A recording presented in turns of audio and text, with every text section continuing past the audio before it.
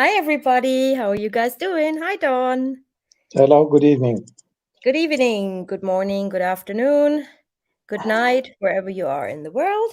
Who do we have here? Shall I read everybody's names out? I will. Adrian, Sharon, of course, Dave.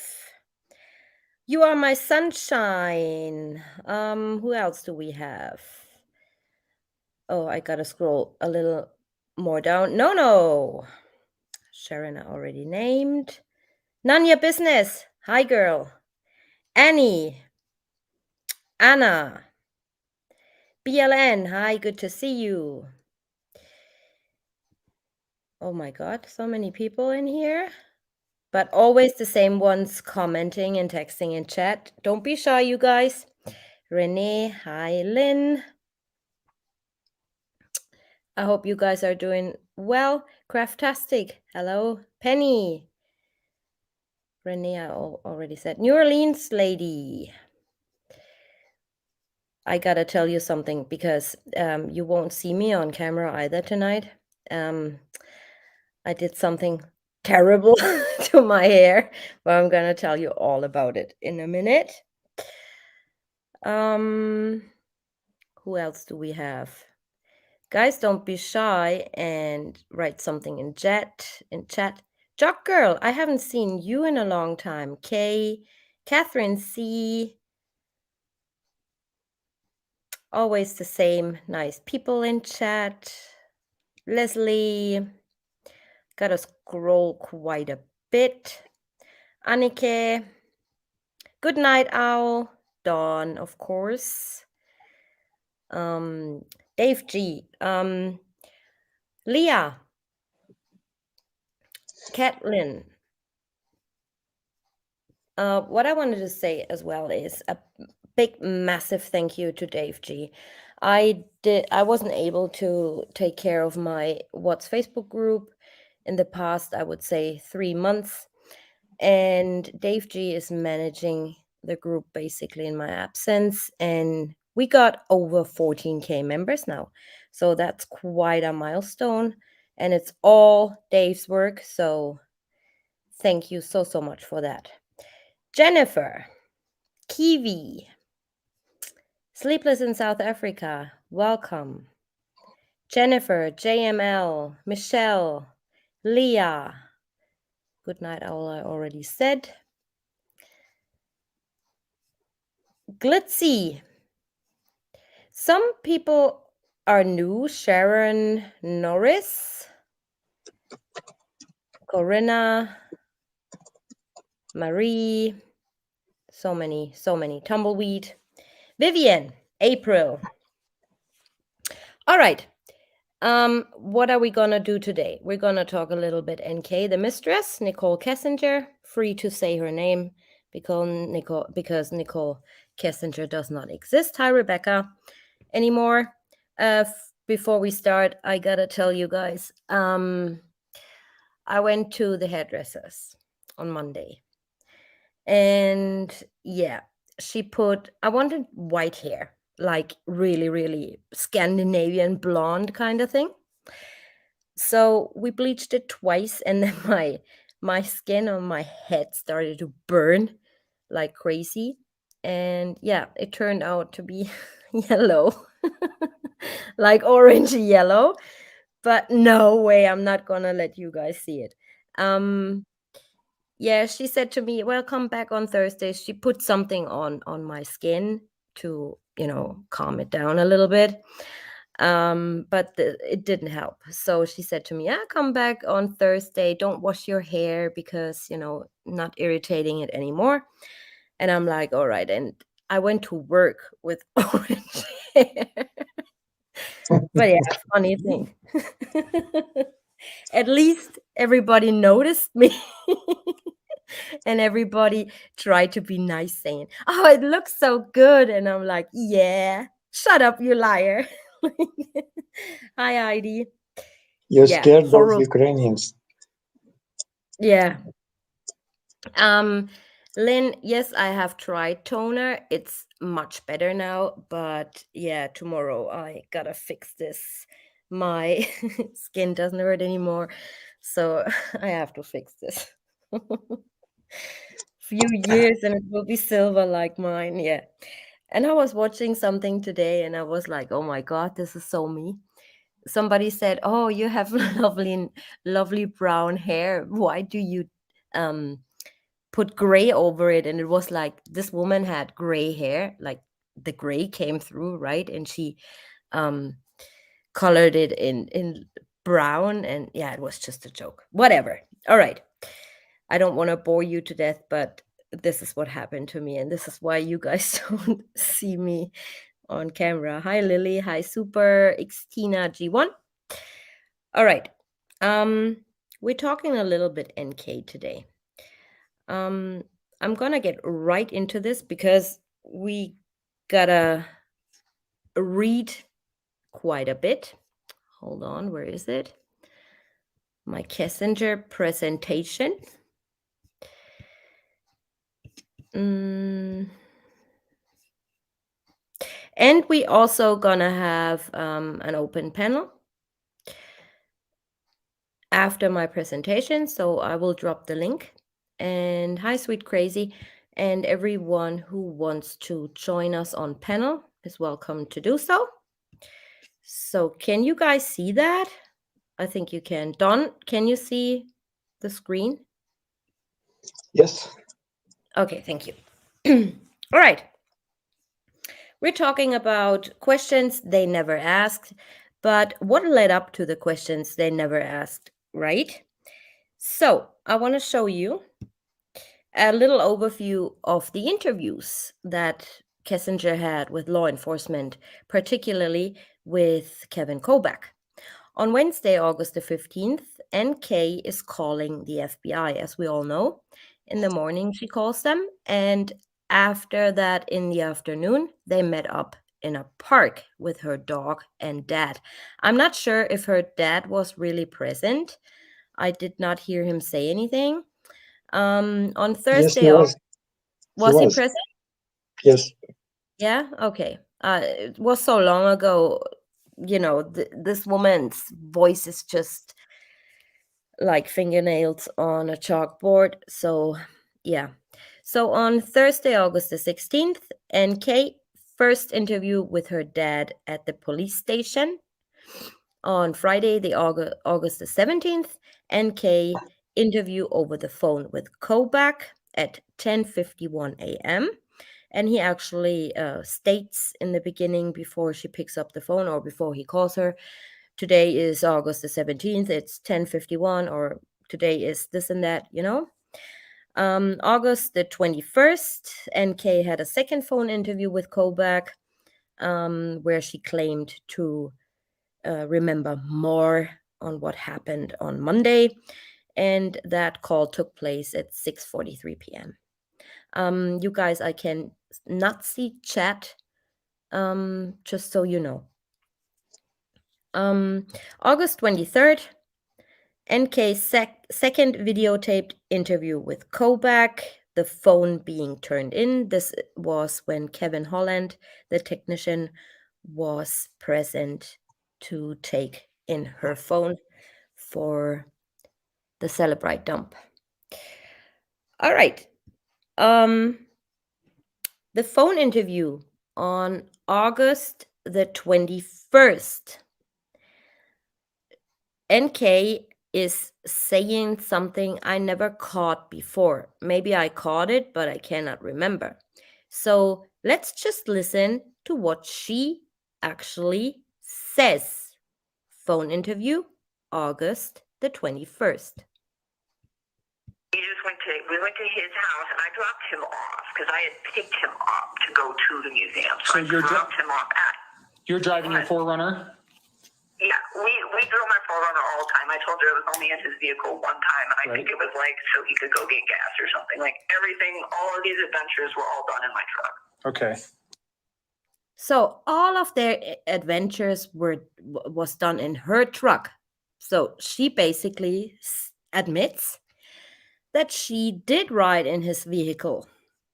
Let's listen to this again in case you guys missed it. We went to his house, and I dropped him off because I had picked him up to go to the museum. So I dropped him off at. You're driving your 4Runner? Yeah, we drove my 4Runner all the time. I told you I was only in his vehicle one time, and I think it was like so he could go get gas or something. Like everything, all of these adventures were all done in my truck. Okay. So she was in his truck only once to get gas or something. What does that mean to you guys? That means she's placing herself in one of his vehicles. It's not clear if she was in his work truck or in Shanann's Lexus, but it doesn't really matter. She says, I told you before, right? So what she does actually is, in case they find anything of her or her DNA in one of those vehicles, she made damn sure that she said, oh, I told you so. I went once rode in his truck or in his vehicle, but only to get some gas, right? That was August the 21st. On the 23rd, she is telling Kobach that he screenshotted what he did on Monday. Let's listen to this. Am I in trouble because I deleted his text? You're not in trouble. I didn't know what was going on at that point. So, I know does that cause question? Of course it Of course it does. does. But is it criminal? No. Is there concern that you're hiding something? Potentially. That's why I want them, or I wouldn't be asking for them. I know. And you've been upfront with me about everything. I don't have a concern that you ever told Chris, I don't want you, go kill your wife, or get rid of your kids, or I don't want to date you if you have kids. None of those things ever came out of your mouth. We've talked about that. Yeah. So, but until those text messages that are deleted are there, and all that, it's just speculation. But it's kind of like, why did you do that? And I get your excuse. I understand what you're saying, that on Tuesday you realized who this man was and what he had done. And you didn't want him to be part of your life anymore, so you got rid of it. I didn't even want to see it on my phone. It was like freaking me out because I remember I had deleted them, and then he sent me another text, and then I deleted that one too. Right. Because I was like, I don't want to deal with this. By the way, when you're looking through those texts, look for his ABC phone for that one conversation we had where he screenshotted me what he did on Monday. You remember that? Mm-hmm. Yeah. And you said that's his Anadarko phone. Uh-huh. Okay. And that should be the only recent. There's probably stuff if you guys are able to pull up from way back that we talked, but you're not saying. What was him proving that he went to the oil field? That he went to work. That he went to work that morning. Yes. At whatever site he was supposed to go to check on the So that'll be in there. UVs. Okay. Yep. All right. And then I don't know. Am I allowed to address my friends and tell them please no comment to the media? I mean, I haven't been telling them anything else. I would not talk with anybody about any of this case. So what she actually does is she's telling him all the time, do you remember when I told you this? We were talking about this. Do you remember when I said this and that? Do you remember I told you he screenshotted what he did on Monday? And then not only does she change topics, all of a sudden she's talking about the media. And when he says, you wanted proof basically that he went to the oil site, and she says, no, to work, right? Yeah, but we know all this. So the questions I asked myself was, how does he get all this information? Were there other phone calls or other conversations they had, not on video or not taped on audio, that makes her say, oh, I told you so. I told you I only rode once in his vehicle. I told you that he screenshotted what he did on Monday. So what I wanted to do with you guys is going through her text messages she had with Kobach over the time. And then at the end, you will be a little bit surprised on how everything lines up and what actually happened, right? So this first one you see on the screen is August the 16th. We remember Thursday, August the 16th, NK's first interview with her dad at the police station. So what she is saying to him, blue is Kobach and that grayish color is NK. What she's saying to him, my dad is coming to get me. I'll meet you there. So there must have been, and this is the first screenshot of their conversations via text messages that is in the discovery. And yeah, I did watermark it because if you want it, just look for it yourself. So my dad is coming to get me. I'll meet you there. Then Friday, August the 17th, 2:06 a.m. And we all been listening to the interview that recently came out on video as well, thanks to Plunder. She did not say a lot to Kobach about their relationship in depth, I would say, simply because maybe she was, a little bit concerned that her dad will know everything in great detail, and it was probably made her feel uncomfortable or whatever. And I think, in my personal opinion, that's the reason she keeps sending him messages. She keeps calling him, telling him, I remember more, or this and that happened, or can you call me, or can we meet up, and stuff like that, right? So she does on August the 17th at 2:06 a.m. I'm gonna blow that up a little bit. She's saying, I remember more stuff. He replies, okay, did you sleep? More than I have lately, probably about 5 hours. Good. Are you working today? No, took today off. Not really sure how to deal with my coworkers, so I think maybe it is wise to try and set up a meeting with EAP and my bosses from both companies and give them a brief background of what is occurring and ask them for help with this. Was hoping maybe I could refer them to you if they had questions.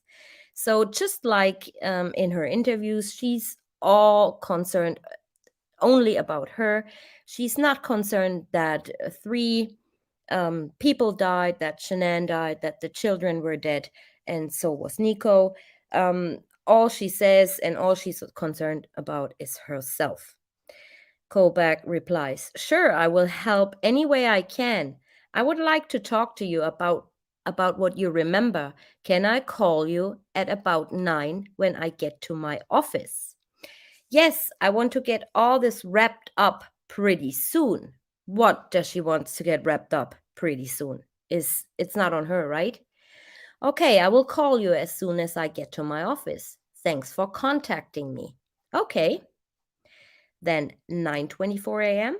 I'm ready when you are. So she is, throughout, you will notice that she's pressuring him, asking him, when are you gonna call me? Is it the right time now? What time are you gonna be calling me? Stuff like that. I'm ready when you are. I'm in a meeting and will call you soon. Okay? Sorry, still stuck here. Give a few more minutes. Okay, few more minutes, sorry. Is it possible to find out if my name is in the sealed affidavit thing that is to be opened next week? Would like to contact my employer about the media thing and trying to be proactive with work. And it'd be nice if I could give them a heads up about when things might take place. What time are you available? So she already knows, and this was August the 17th, we remember. Friday, August the 17th. And this is when the media went basically batshit crazy about, he just confessed to killing all 3 of them, but this actually never happened, right? So, here again, what time are you available? He replies, just wrapping up the metro. Gee, call you soon. Meeting. Then at 12:17 p.m., Nikki, call me about the victim advocate. Hazel Hecklers is her name. Phone will show on caller ID as, they give a number, but her direct number is 303 blah blah blah. 7:59 p.m., same day, Friday. Can I ask how you were able to acquire my texts between Charlotte and I? We have all your texts for the past 7 days. She's replying, thank you for the info. Why did I sign that paperwork if you guys already had the info? Not upset by any means, just confused. Do you guys get all my texts going forward as well? So she was concerned that they basically spy on her, that all her text messages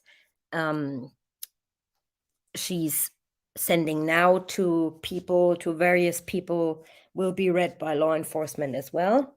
Again, the phone could contain other texts that were not captured by the cell phone company. No, we do not get your texts. Understood. Thank you. Have a good weekend. You too. Then on Saturday, August the 18th,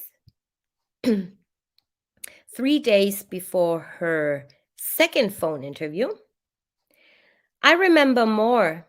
So you can see she's quite concerned of what they know and what they possibly can find out, right?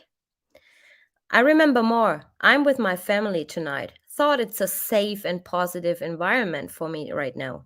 I can give you time first thing in the morning if you would like. And he replies, okay, I'm out of town until Tuesday. Can you wait until then? Yes, sir. Okay, thanks. You doing okay? I'm all right. Informed my employer of the situation. Getting ready to head to a safe spot tonight in case my name is released tomorrow.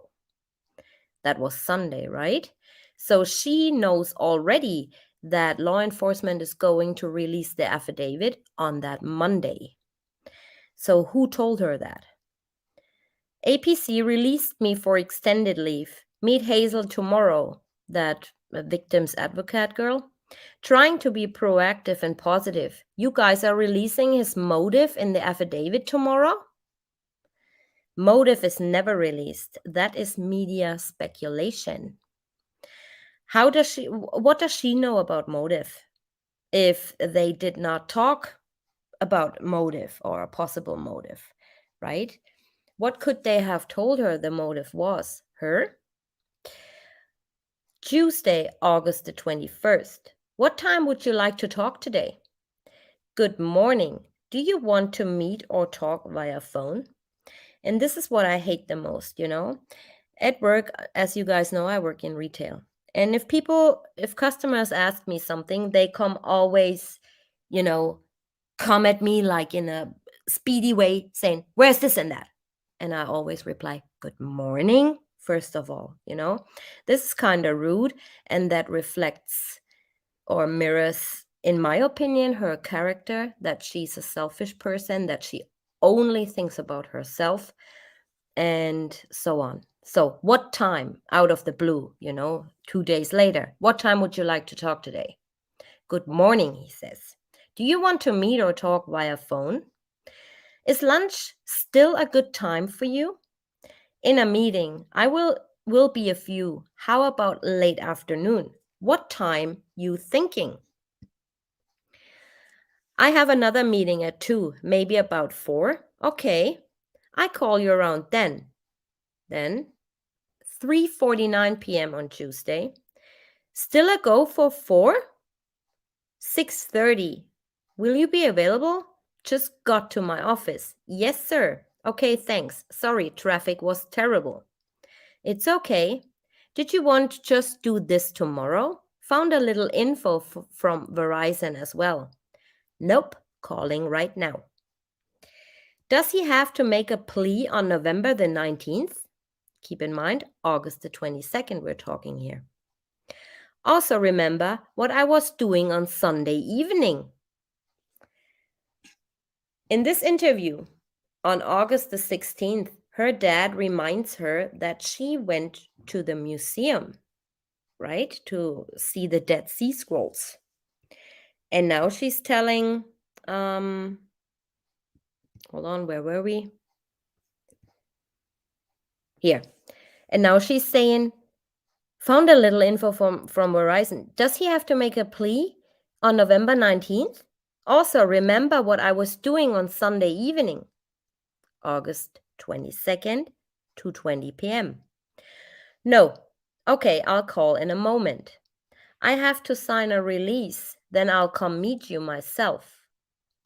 You do, space that. Where is best and what time? I look open tomorrow. I think I need to get my phone swapped out, and I'm unsure how long that is going to take. Hoping I can get that done over the phone. I really don't want to go to Verizon. Why not? I mean, 3 people are dead. She doesn't want to go to Verizon? Let me do some research. I need to get a spare phone while I'm at it. Okay. So I can do it all remote. I will do it tonight and we can meet early tomorrow. What's early? Whatever time in the morning works for you. Where can we meet? Is your office that one in Lakewood where I met Hazel? Yes. Would it be best for me to come there? Do the news people go there? So very, very concerned about news people, about the affidavit coming out, about her name being out there. No concern whatsoever that 3 innocent or 4 innocent people died. Sure, there is lots of people on and out. Usually reporters don't come here. What time? 10 a.m. Let's make it 11. I really need you guys to approve that therapist. I am waiting as patiently as possible, but I am struggling. So she needs a therapist, she's a victim. Thanks. Okay, I wrote a letter for that yesterday. Let's talk with Hazel today. Thanks. Got access to my old phone and the SIM card is broken, so I couldn't swap them out. I need to either find a phone or I need to go to Verizon. That was August the 23rd, and we all know on September the 6th, she had a new phone, a Motorola Razr.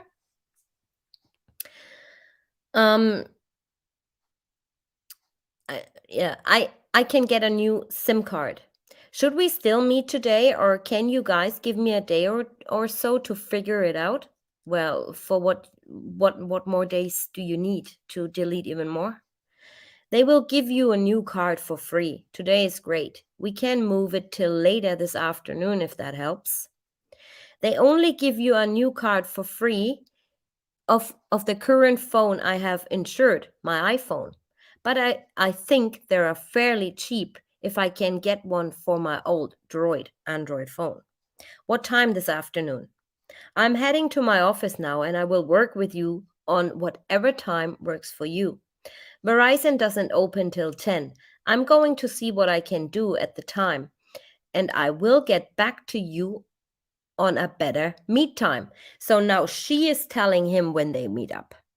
Not he is telling her, she is telling him, right? She needs to do to get a new SIM card or a new phone or whatever she's planning on doing, or deleting more stuff of her phone because before she's turning it in. So she's telling him, no, we meet, I get back to you for a meeting time, not you telling me when to come in. Sounds good. I will be at my office all day. Okay, I'm on the hunt for a SIM card now. SIM card located. Going to go pick it up in about an hour and make sure everything is functioning. So now she is going to Verizon. She wanted to avoid that, right? Like a day earlier. Okay, so early afternoon. Yeah, I can come over once I'm done. I have to go to the store in Cherry Creek to get it free. I'll just text you once I am done there. Okay, sounds good. I remember more. It's not much. Okay, we can really, when you get here, we can really talk when you get here. On my way, August the 23rd, 12:56 p.m. See you soon. Then 3 hours later, she sends him messages. Like all these messages she exchanged with Chris. and she sends them to him. Just give me a moment. She sends them to him in a very, very random order. I'm going to read those out for you guys as well. So, the 26th of July. There it is. Yes, you deserve a pay increase for everything you're doing. Red is Chris Watts and blue is Kessinger. Your plate is only getting fuller because people know what you can do. They need to compensate you now rather than later. The 10th of August. Rocky's game didn't end until 10:20. Good thing you left early. You would have been there for a while. Would have been there a while. So what we found out is she went to a Rockies game as well on that Friday. I was thinking when I first saw that message and saw the date, August the 10th, I was thinking, oh my God, did they mess up? Did he go to the Rockies game on Friday instead of Saturday? But no, she went to the Rockies game with friends. Then August 11th. Hope you had a great night, beautiful. Miss you. Get home safe. Sweet dreams, my sexy empanada. Blah. Don't even want to think about it. August the 12th, 12:45 p.m. This is when her dad says, oh, do you remember you've been to the museum, you know? She's saying, no, you can't buy the scrolls, lols. Dude, the Dead Sea Scrolls are some... And then it breaks off right here.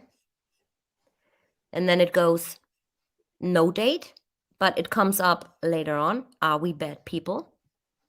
And he's saying, I'd love to be, that was July the 1st. I'd love to be part of it. Being in your life is something I crave.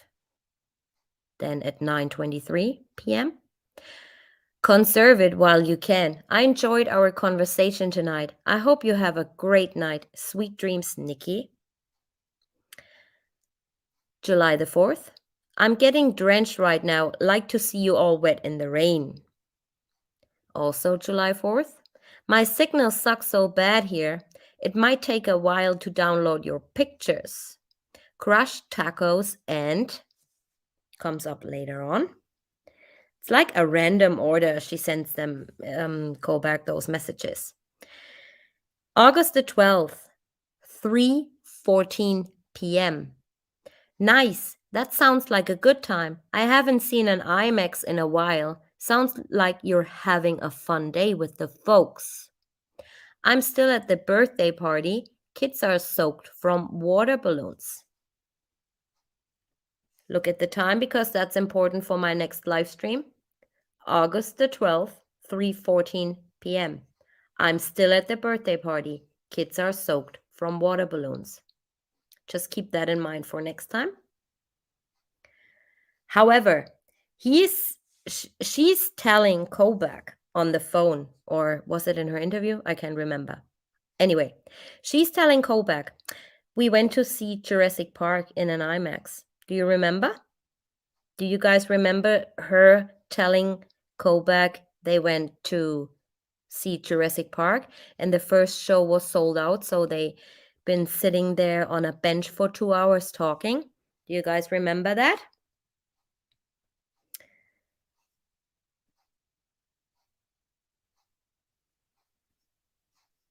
Oh, sorry, I lost my screen. So, and on August the 12th, he all of a sudden says, nice, sounds like a good time. I haven't seen an IMAX in a while. Sounds like you're having a fun day with the folks. So what is actually true? Did she go to the museum? Did they even go to that IMAX to watch Jurassic Park? Because he's stating he has not seen an IMAX in a while. She, on the other hand, is telling Kobach that they went to the IMAX cinema to watch Jurassic Park. But the first show was sold out, so they sat on a bench for 2 hours talking. another lie. I gotta find out where they actually have been when they went to that freaking IMAX. Maybe they weren't at the IMAX. They were somewhere else planning something. So August the 12th, 4:07 p.m.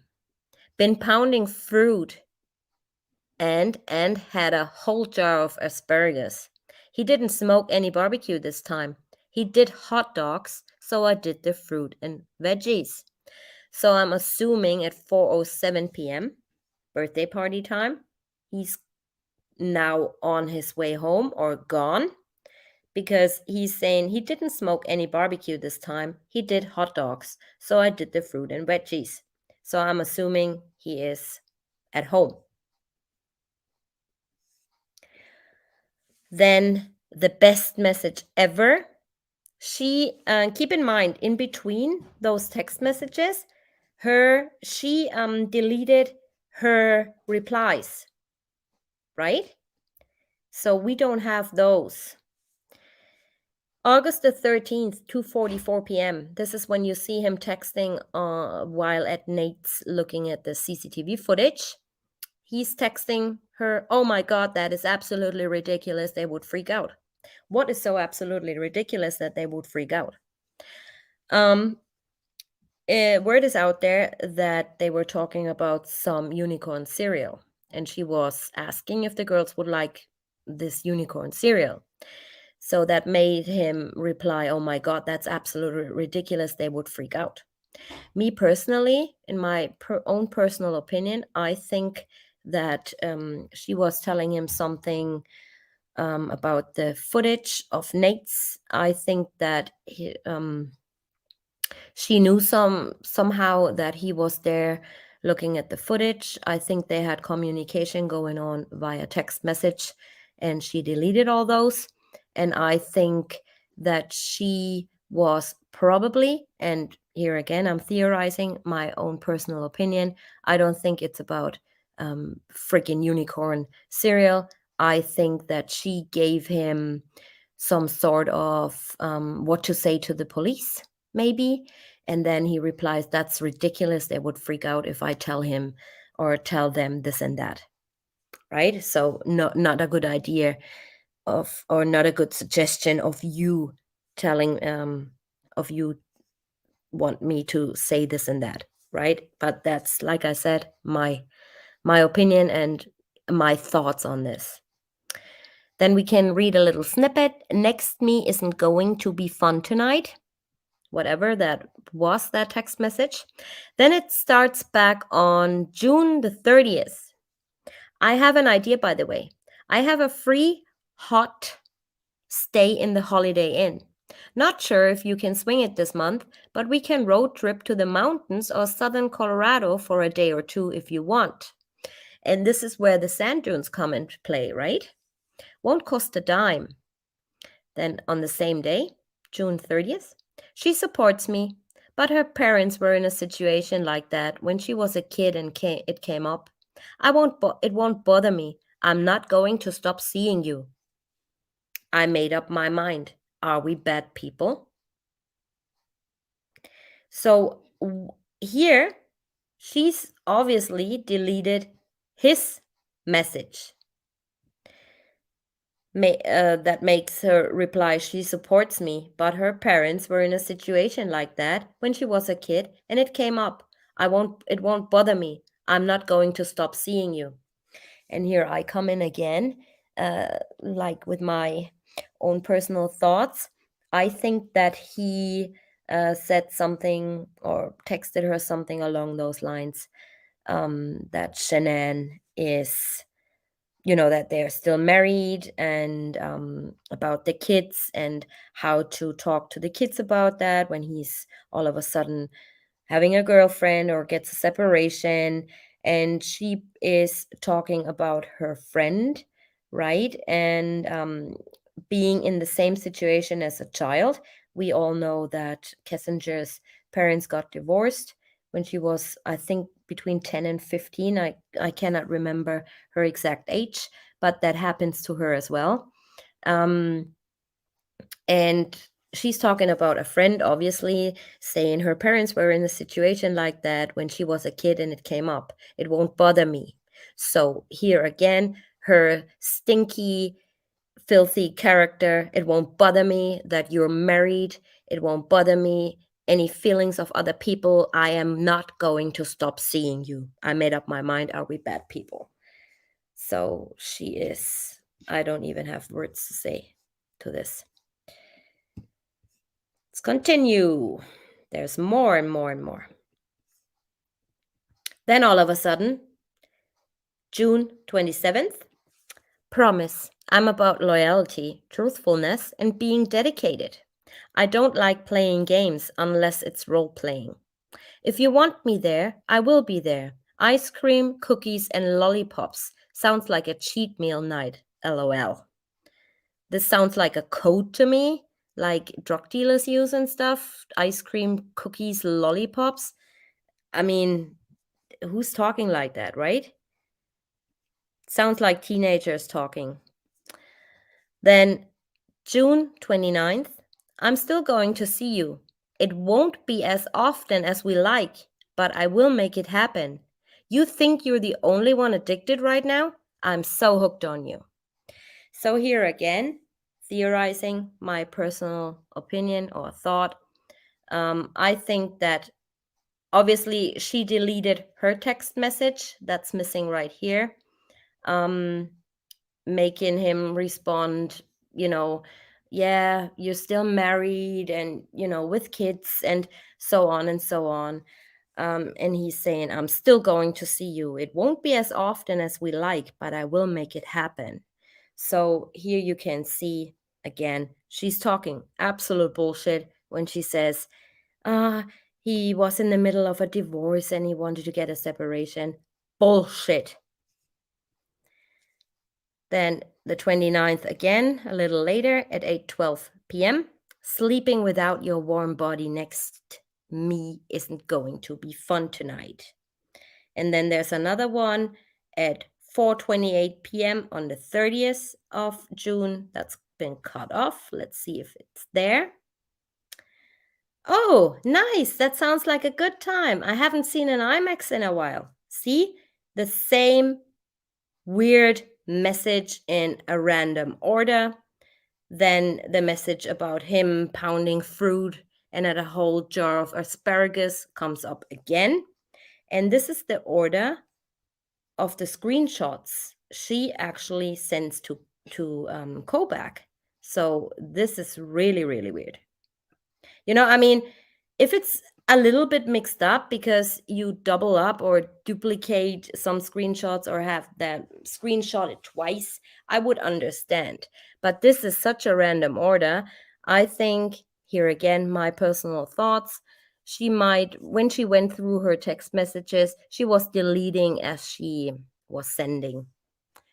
This is, just looks like it. Then July 4th. This is when he picks her up. She picks him up. This is when she tells Kobach, I only rode once in his vehicle to get gas. I had a protein shake before I left. I thought there would be more here. I'm resisting the funnel cakes and tater twists. Wherever he was. Then same day, 10:30 p.m., I'm in stopped traffic too. 112, lots of people here. 11:02 p.m., just pulled up to your place. Then it hops on to the 9th of July, 11:09 a.m. You're so considerate. That's her telling him, you're so considerate. Then on the 17th, it jumps like 18 days later at 2:20 p.m. I hope it's 2:30. You need some rest, boo.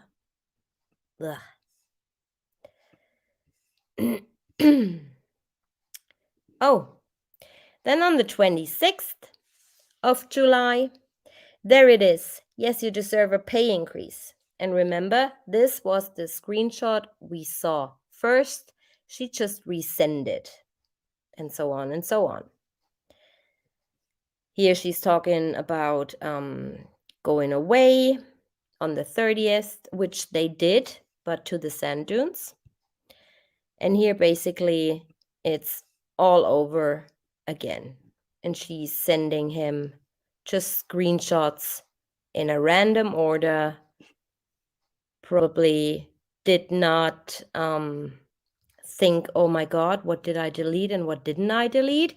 So I'm just sending him these again because, I lost my memory and I don't remember. So I can call him in a week and tell him I remember more now.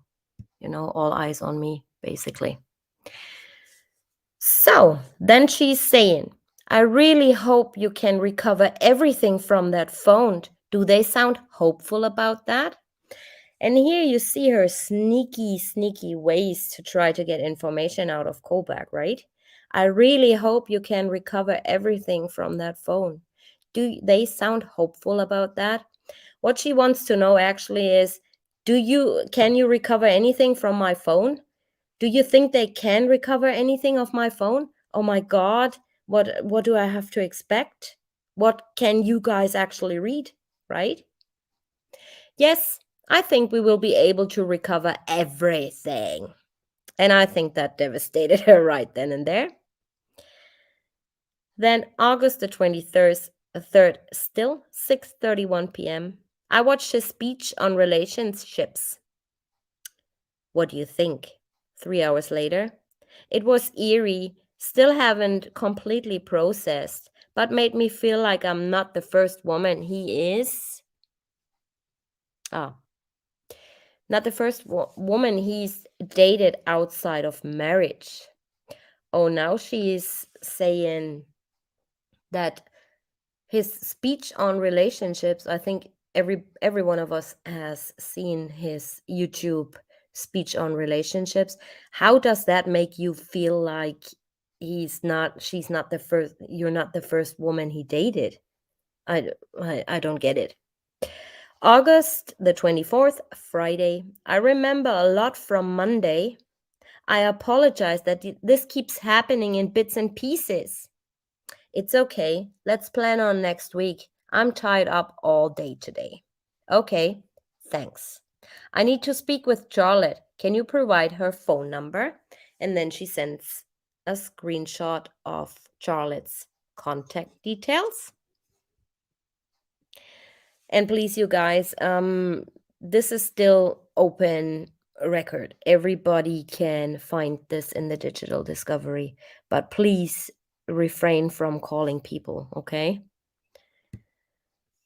So, out of respect, her father's viewing services tomorrow. So her friend Charlotte's father died, and she wants Kobach basically to not call her. I was going to ask, I will wait until next week. Should I inform her you are going to call or not? Please don't. Okay. So she wants the opportunity to talk to her friend first, telling her, oh, he's gonna call you. Please don't tell this. Please don't say that, or tell him this and that, right? Pretty stupid of her, because I wouldn't have asked. I would just, if I was in her situation, I would just pick up the phone and call my friend, right? Good evening. Do you have an email address where Hazel can send you some documents? Hazel is the girl from Victims Advocate. August the 24th, we're talking here, 5:22 p.m. I'll text her.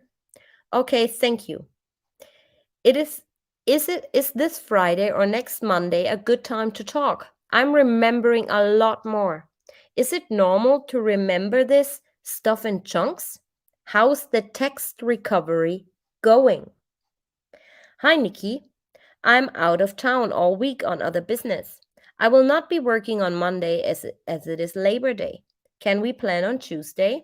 It is normal when you reflect to get it in chunks. How are you holding up? I'm okay. Some days are better than others.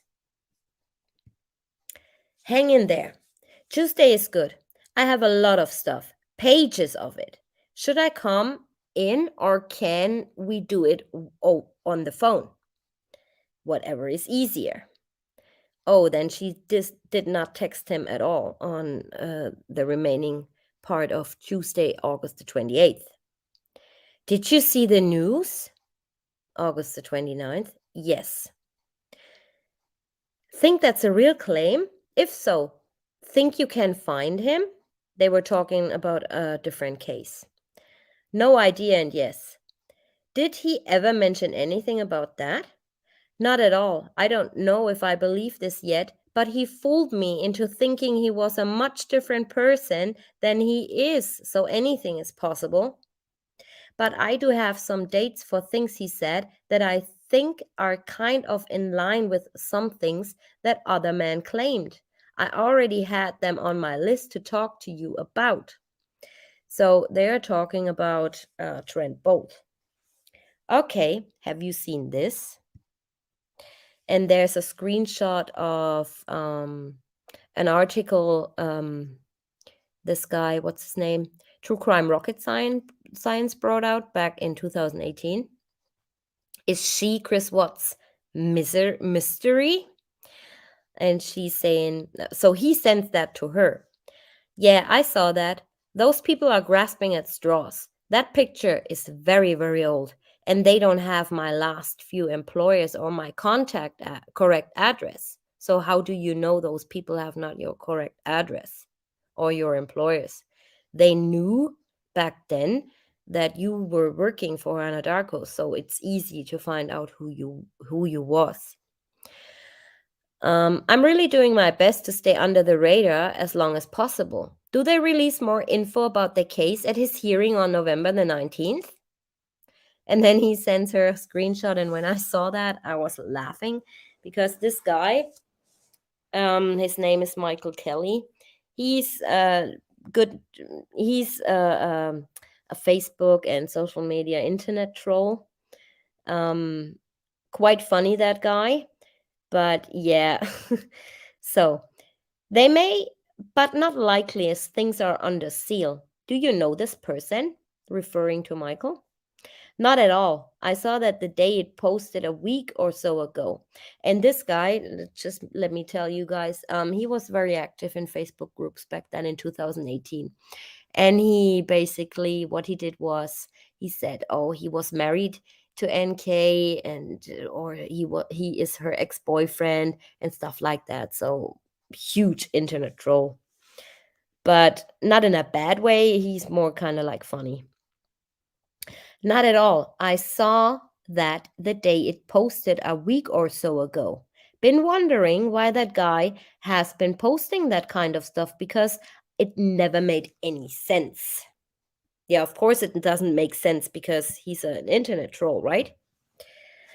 In one of his articles, he talks about a lawsuit too. No idea. If the other lover is fake, I already considered maybe it was this man making the prank. Or maybe the poster knows the other man Chris was with and made some assumptions about me. No idea. I mean, NK, you already knew who Trent Bolt was, right? Because he was your best friend's cousin. Okay, we will address this next time we meet. I think we better bring you in for a recorded interview. Sorry for the inconvenience.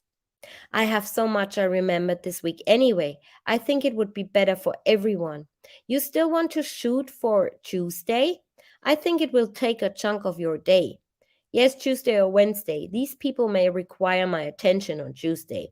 Talking about internet trolls? Understood. Please give me a little notice. I will. Then on Wednesday, August the 29th, he's saying again, do you know Michael Kelly?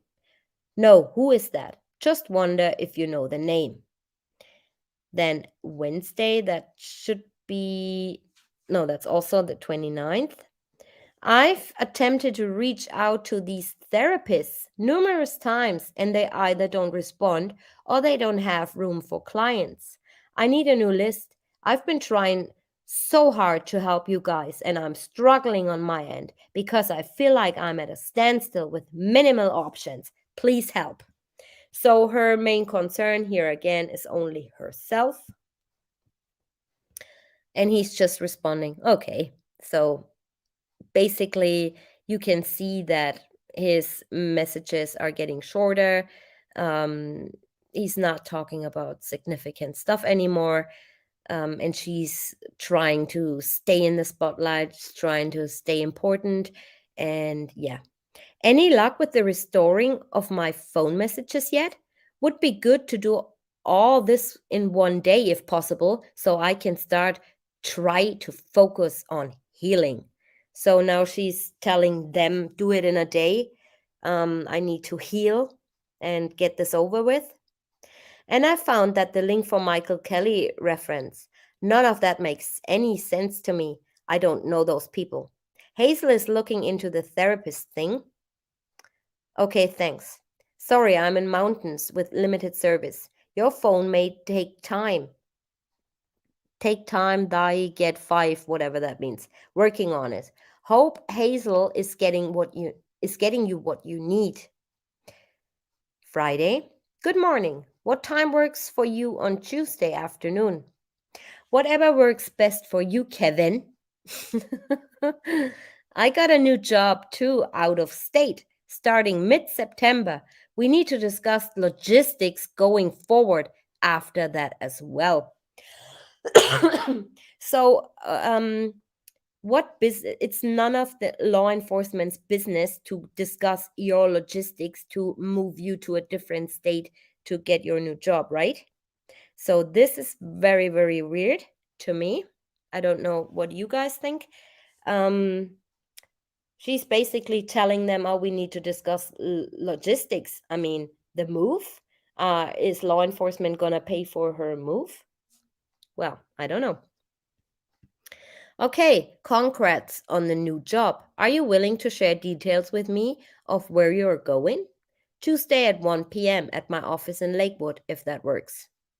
Not really over a text or recording, but if you guys will provide me with a private place, I will be more than willing to speak about the new things I'm building in my life.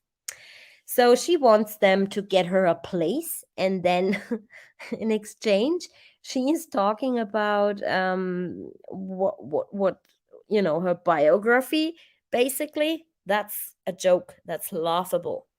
Like, who are you that important to kind of, but here as well you can see how she's negotiating, right? She's negotiating all the time. You do this for me and I do that for you. We are a team. Don't let me effing down. Yes, 1 p.m. works. Okay, I respect that, and we can talk about it Tuesday. Thanks. What time frame are you thinking for the phone stuff? So she's very concerned still about her phone and what they can actually recover on her text messages. She did look up if police can recover deleted text messages. Do you want the new Verizon wireless statement printed up, or email or flash drive? Email or flash would be great, thanks. Done. Thanks, see ya tomorrow. Then again she's bugging him. Out of curiosity, why do I have to come in to address the news that broke last week? And then she's going in and they talking on her interview. And then he continues texting her. I would like to introduce you to the lead detective and cover anything else you want to talk about. Speaking of Baumhofer and all these people. Also, speak with you about witness protection and name change info. Sounds good. I want to meet them too. I have a lot to discuss, but I typed it up and organized it, so hopefully it helps make it go faster for you guys. Sounds good. Let me know when you get here. Here. Okay, I'll be in the lobby in a minute. Then she's saying, so that was on the Tuesday, right? The week after. Thank you so much for helping me with everything and your team's willingness to keep things quiet for me so I can heal. Tuesday, 2:29 p.m. Thank you so much for helping me with everything. Remember, he wanted to introduce her to all the leading detectives and the people working on this case, right? And that made me think, why? Kobach was good enough for interviewing her. So why would she need to meet all these people on Tuesday? Your team's willingness to keep things quiet for me so I can heal. You're welcome. I'm calling Charlotte shortly. She texted me and said she gets out of class around 4:45 and that I can head over after that.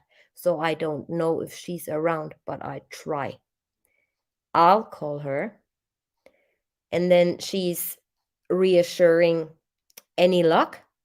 Someone else is going to reach out to her, hopefully tomorrow. And that was the last text message that went out Tuesday, 6:45 p.m. So we see that in those last text messages that Kobach's calling Charlotte, then he probably was taken off that case, or he wanted her to be off his case, right? And that's why he said someone else is going to reach out to her, hopefully tomorrow. And that was it. So before we go any further, let me just read up in chat a little bit. Dawn, are you still there or did you fall asleep? No, I'm listening quietly and taking notes. Oh, that's good. Are we a study group? We should. Yeah. Everybody has one. Oh yeah, definitely. Healing. What was that? So I'm sorry, you guys, if you have any questions so far, or didn't understand anything, just drop it in chat again now. I'm reading up. Hi, Lisa. No problem. Because it's impossible for me to go all the way back. So if I missed something very, very important, please let me know and drop it again in the chat. Kobach eventually removed from the case. Yes. So was the technician, the lady that was on the case before Kevin Holland. Makes me think law enforcement promised her something, especially since early on they reassured her that she was not a suspect but a witness. Right, that's true, Anna.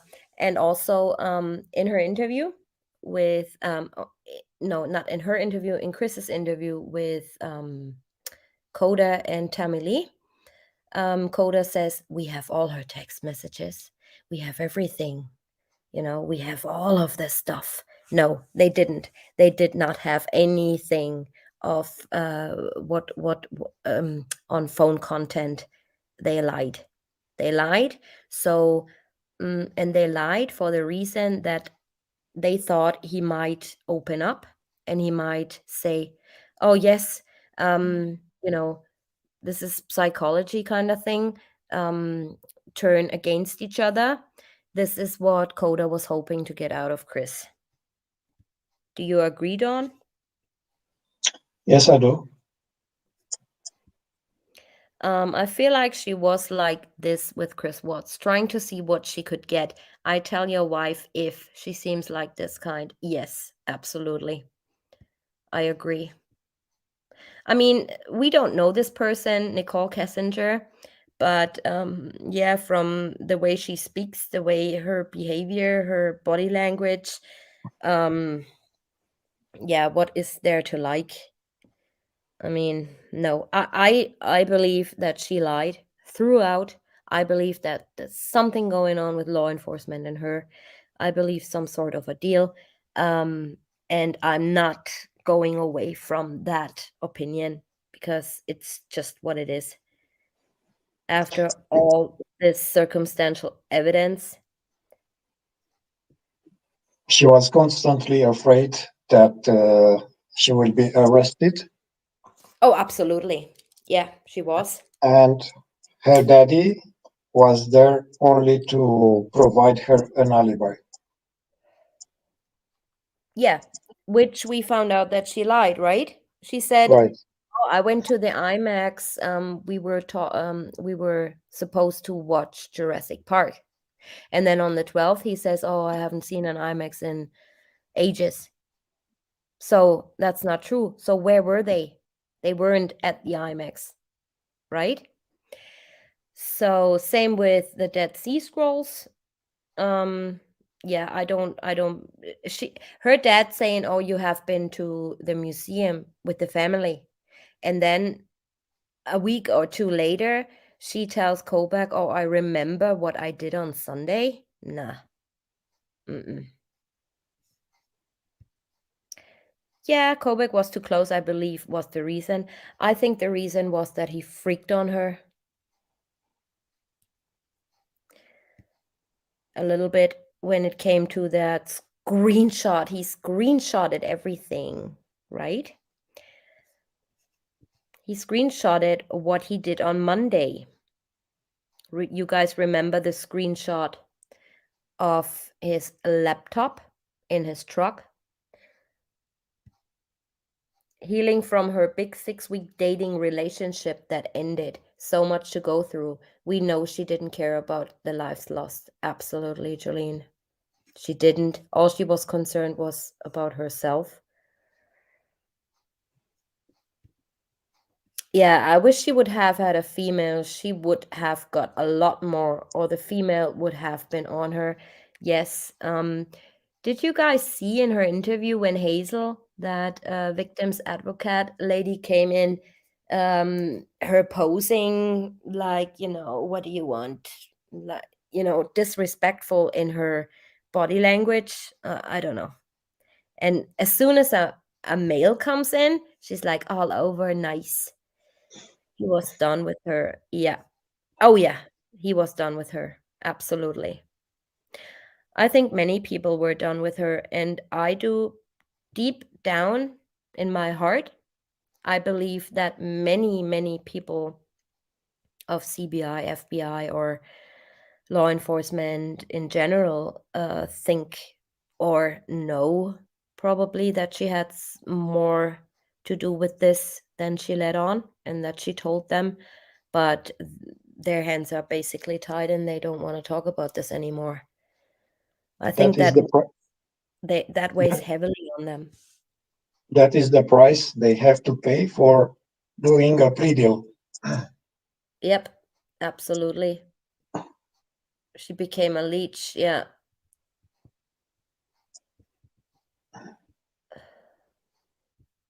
Hi, Weekend Widow. Yeah, that's fine. Watch the replay. Loads of reading out. How do we find out when you are going to go live? You should get a notification, Emma.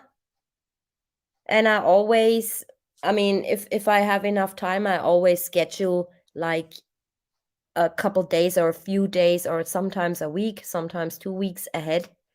So just check my channel and scroll all the way down, and then it will say, if you're not sure, it will say scheduled live streams, and then hit the notification bell. But normally you should get an email. Oh, thank you so much, Lynn. Thank you. Thank you. Thank you. It's like she's doing the investigation rather than callback. She's very pushy. Absolutely. Certainly, callback knew that he was being played by NK. This is what they train to detect in people. What do you think? Yeah, absolutely. And he gives her straight answers, and he gives her sometimes answers that made her feel uncomfortable. Like when she says, "How is the text message search going?" And he's like, "We have all your text messages." So he wanted to make her feel a little bit uncomfortable.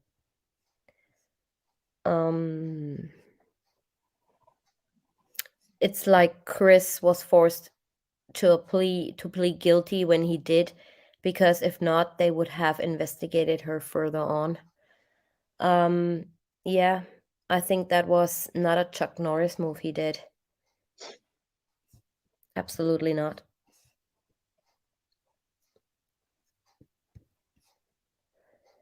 So who had the sense to remove Colback, but then missed all her lies? Where did that person go? I have no clue. I've been trying to contact him, but unsuccessfully. I don't know where he is. I heard that he is still working for some law enforcement agency, and that he has been on a different case since then. But yeah, no real contact information. It's all changed.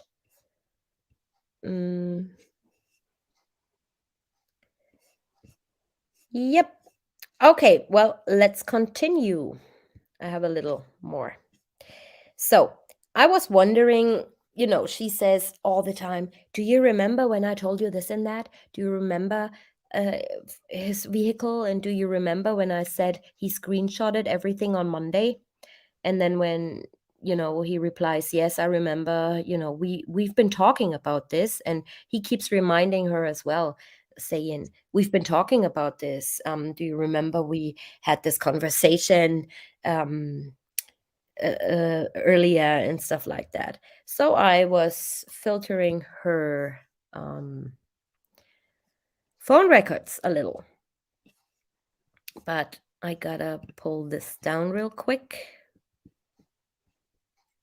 Where am I? So I can have it side by side. So August the 15th, she did not call him. August the 15th. And this is all Colback. All of this is Colback. Then we move on to August the 16th. He calls her. No, she calls him at 1:28 p.m. for 9 minutes. And keep in mind, guys, all these phone calls occurred, and only 2 are audio recorded. The one on August 17th at 10:52 a.m. took place for 50 minutes. We only get to see audio recorded for 25 minutes. So what else did they speak about in that 50-minute phone call, right? Then on August the 21st, he calls her for 91 minutes. Previously, on the same day, 3 hours earlier, he calls her for another 39 minutes. Before that, at 7:58 a.m., he calls her for another 28 minutes. Where are those recordings? We don't have those recordings. And this is where all the information is in, you guys. This is all where the information is in. The pictures he sent to her, the screenshots, the stuff she asked him to prove to her she was on the oil side. All these things are in those phone calls, because in that phone call, in the 50-minute one and in the 91-minute one, by the way, we only have 55 minutes of the 91-minute recording. So what was there talked? What topic was there? It's all in those calls that weren't released. The audio of these calls, if there is any, was not released. So we have one, okay, I give him that. You don't necessarily record 2 or 3 minute phone calls or 1 minute phone calls. But even then, why call for 1 minute? At 4:12 p.m. Do you remember August the 16th, 4:12 p.m.? This is when they were at the oil field, recovering Shanann, Bella, and Cece. And they keep calling each other. And at 4:12, this was when Mr.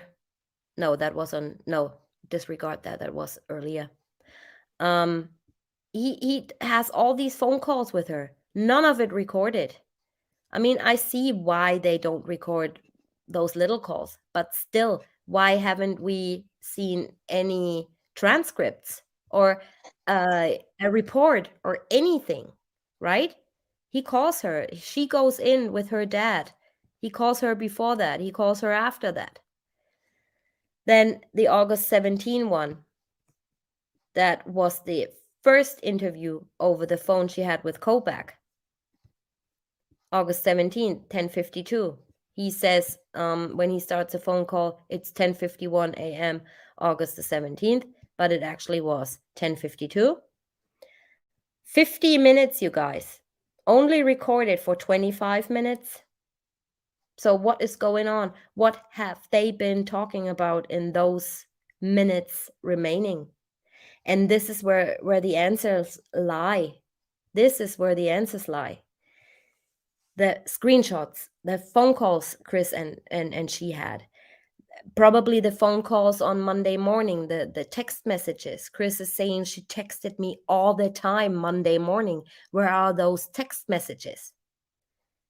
Was she concerned that they find out what she texted him on Monday morning or Sunday? The answer lies in those phone calls, because he keeps referring, we talked about this the other day. We had discussed this. And she's saying, do you remember I told you I rode in his truck only once to get gas? So what else did she tell him? When did she go in his truck to get gas? Right? All these things, it lies all in here. And I'm trying to get those phone calls if they were recorded. Otherwise, plunder. I know you follow me on Facebook, so I would appreciate if you can file a lawsuit to get us these recordings as well.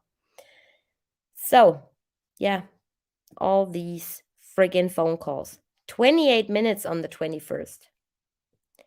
Then 39 minutes on the 21st. And then another recorded one, the second one. Here, August 21st, second phone interview with Kobach over the phone. And what's also weird, he starts off with, how are you doing, Nikki? And she's like, I'm okay. Like, it sounded like, I don't want to play it again because it does my head in, but you guys can go, it's all over YouTube, her second phone interview. Very clear version of it is on my channel as well, but you got to scroll back a little bit. But yeah, any other creator has it as well. So that phone call, how it started on the 21st, sounded to me like they haven't spoken in like months, right? But not even 3 hours before, 2.5 hours before that, they were on the phone. They were on the phone for 39 minutes. So why would he say, how are you doing today? And she's like, I'm okay. Like in an all weird voice. Why? What have they been talking about for 39 minutes? I want to know. And I want to know why we only have like little recordings of those conversations. What are they keeping? And I'm telling you guys, mark my words, the answer lies in those phone calls of everything what's been cut out, redacted, or whatever, or we don't have. I mean, if there is a recording, right? We don't know if there's a recording, but if there is, why not release it? Why does it take, some person to file a lawsuit against the state of Colorado to release certain things on NICHOL KESSINGER? It's absolutely ridiculous, in my opinion. Then on the 22nd, 3 minutes. On the 23rd, for 1 minute each. The 23rd, 1 minute at 1:04 p.m. and at 1:16 p.m. And I show you something else, guys. Do you remember this? Oh, no, that was 26. Sorry, disregard. Made a mistake. Okay, 23rd. And then nothing other than all these text messages. And then He's calling her again on September the 6th at 8:56 and 8:59. And after that, we only have her phone records until September the 13th. But I don't know, maybe he called her or she called him after that. It's not known. We don't have the records. But as far as we have the data or the documents, their last phone calls were at September the 6th. Okay. So, Monday, August the 20th, the arrest affidavit came out that morning. There's a little snippet of I think that was some Denver news channel or whatever it was. Weld County prosecutors on Monday formally charged 33-year-old Chris Watts with 9 felony counts, including first-degree murder, in regards to the death of his pregnant wife, Shanann Watts, and their 2 young daughters last week in Frederick, Colorado. Chris Watts' girlfriend provided bombshell information linking him to murders of wife and daughters, say authorities. Bombshell information from girlfriend of Chris Watts helped investigators. Girlfriend of Chris Watts provided bombshell information leading investigators to suspect him in murders. And these are all headlines. And you just type in bombshell information, NICHOL Kessinger on Google, and like hundreds come up because everybody reported on it. Everyone. But we still have to learn what that bombshell information was. But I think I know what it was. It was information that only she knew because she was freaking there. My opinion. Arrest affidavit came out that morning, Monday, August the 20th. Although CW never confessed to killing his children, the media reported that he did. And in brackets, I put, "You're gonna see a different story on the news." Do you remember when Lauren Arnold said in her interview that Mrs. Rusek said to her, oh, he confessed to knowing where they were, but on the news you're gonna hear a different story, right? So that he did confess to killing all 3. Law enforcement let the public believe that this is actually what actually happened by letting the media spread false news. So all over the weekend, yeah, they spread out news on the media saying he confessed to killing all 3. He's guilty of killing all 3. He confessed and this and that. And also Tammy Lee's husband posting on Facebook, and I'm gonna release all of that because I don't care anymore. I'm gonna make all of this public because I have the screenshots in my next live stream. And then you see how a setup works, a true setup works with law enforcement and media and how they play together, how they work together. So on Monday, yeah, the affidavit came out, right? And she's saying, "Thank you so much for helping me with everything and your team's willingness to keep things quiet for me so I can heal. You're welcome." Disgusting. Absolutely friggin' disgusting. 6 days later, August the 26th, plea deal offered from defense to the DA. And this is a screenshot of their email, August the 26th at 11:56. And if we remember up here, she knew about that plea deal because she is sending Kobach messages about the plea deal. Does he have to take the plea agreement or something along those lines? She says that in her text messages to Kobach. So how did she know? How did she know that the defense is going to offer the DA a plea deal? How did she know? She's talking about this in her freaking messages to Kobach. Does he have to take the plea? Does he plead guilty, or does he have to plead guilty in his on his hearing in November? How does she know all this? Because she knew from them. I have no other explanation. So this is the warrantless arrest affidavit that was released to the media right here. I keep that up for a minute. Do you guys want me to read it out, or does that bore you to death?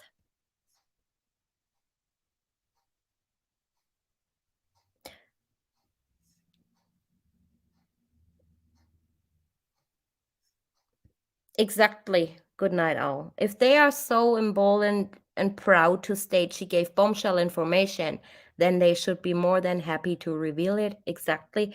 They won't reveal anything simply because they have to cover up for their own mistakes. Like I said, I bet you any money there are people in law enforcement that are suffering because it weighs heavily on them that they could not investigate any further when he took that plea agreement.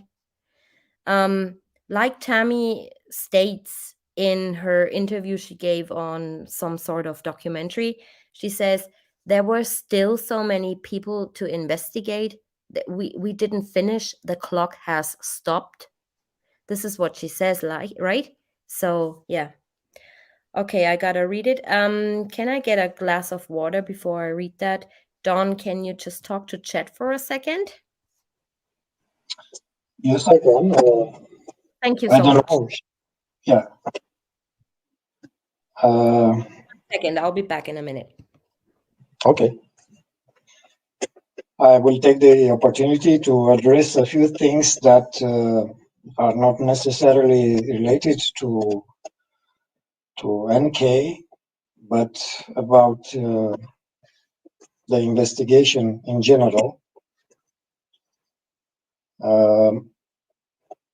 Maybe I will be able to answer a few questions about some emails I've received from you, from some of you.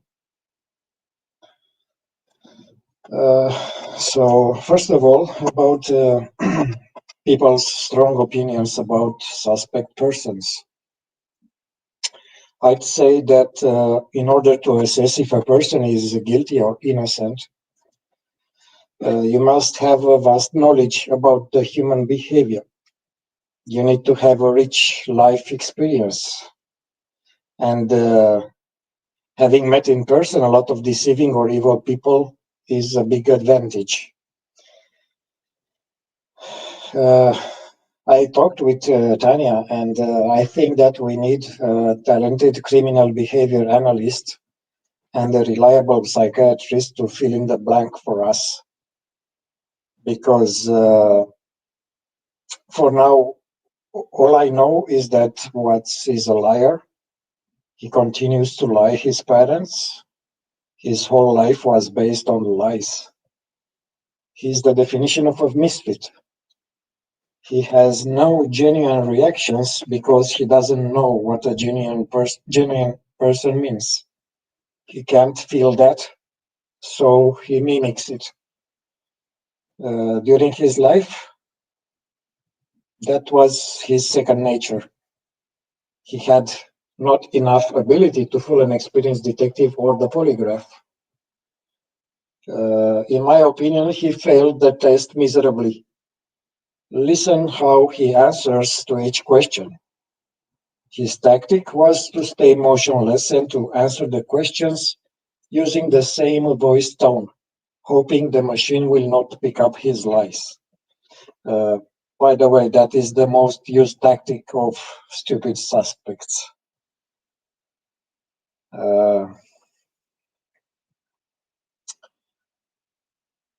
Somebody asked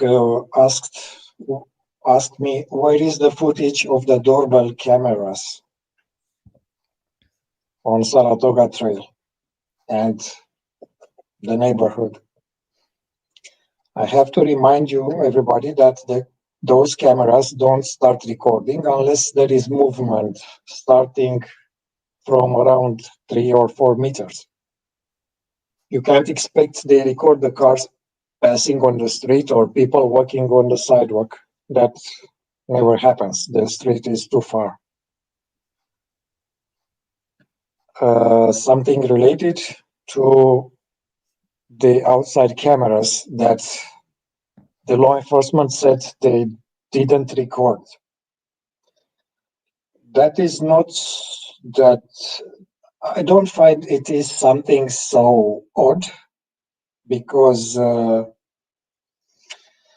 let's say that some homes have, or businesses have CCTV security systems using better quality cameras, but just having them installed is not enough for them to work. The cameras need to be maintained regularly, cleaned, checked, etc. Because remember, they stay 24/7 exposed to the elements. Usually people buy budget security systems that have poor reliability. When the system fails, if people realize that, nobody calls for maintenance because the costs are quite high. So I'm not at all amazed if there was no usable footage. I know how poorly they behave in time. And usually people forget about them. They think they work and never check, or if they check, as I said, they don't bother repairing them.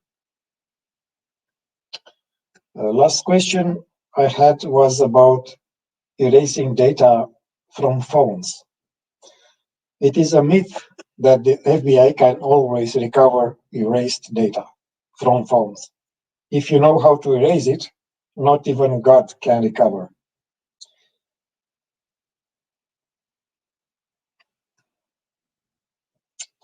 Tanya, are you okay? Are you Yeah, back? I'm just listening and reading chat. Okay. I'm good. All right. Yeah. So people in chat want me to read that out. I will. So I don't have to read all the charges. This is the warrantless arrest affidavit, filed August the 16th, 2018 at 1:50 a.m. He was arrested like at 10 p.m. or brought to the other jail, brought to the county jail. Officer James Matthew, being duly sworn upon oath, says that that there is probable cause for the warrantless arrest of the above named defendant for the charges stated above, and that the following facts are true and correct to the best of her knowledge, information, and belief in support the arrest of this defendant. So, narrative. On August the 13th, 2018, at approximately 13:40 hours, Officer Coonrod was dispatched to 2825 Saratoga Trail on a check well-being CWB call.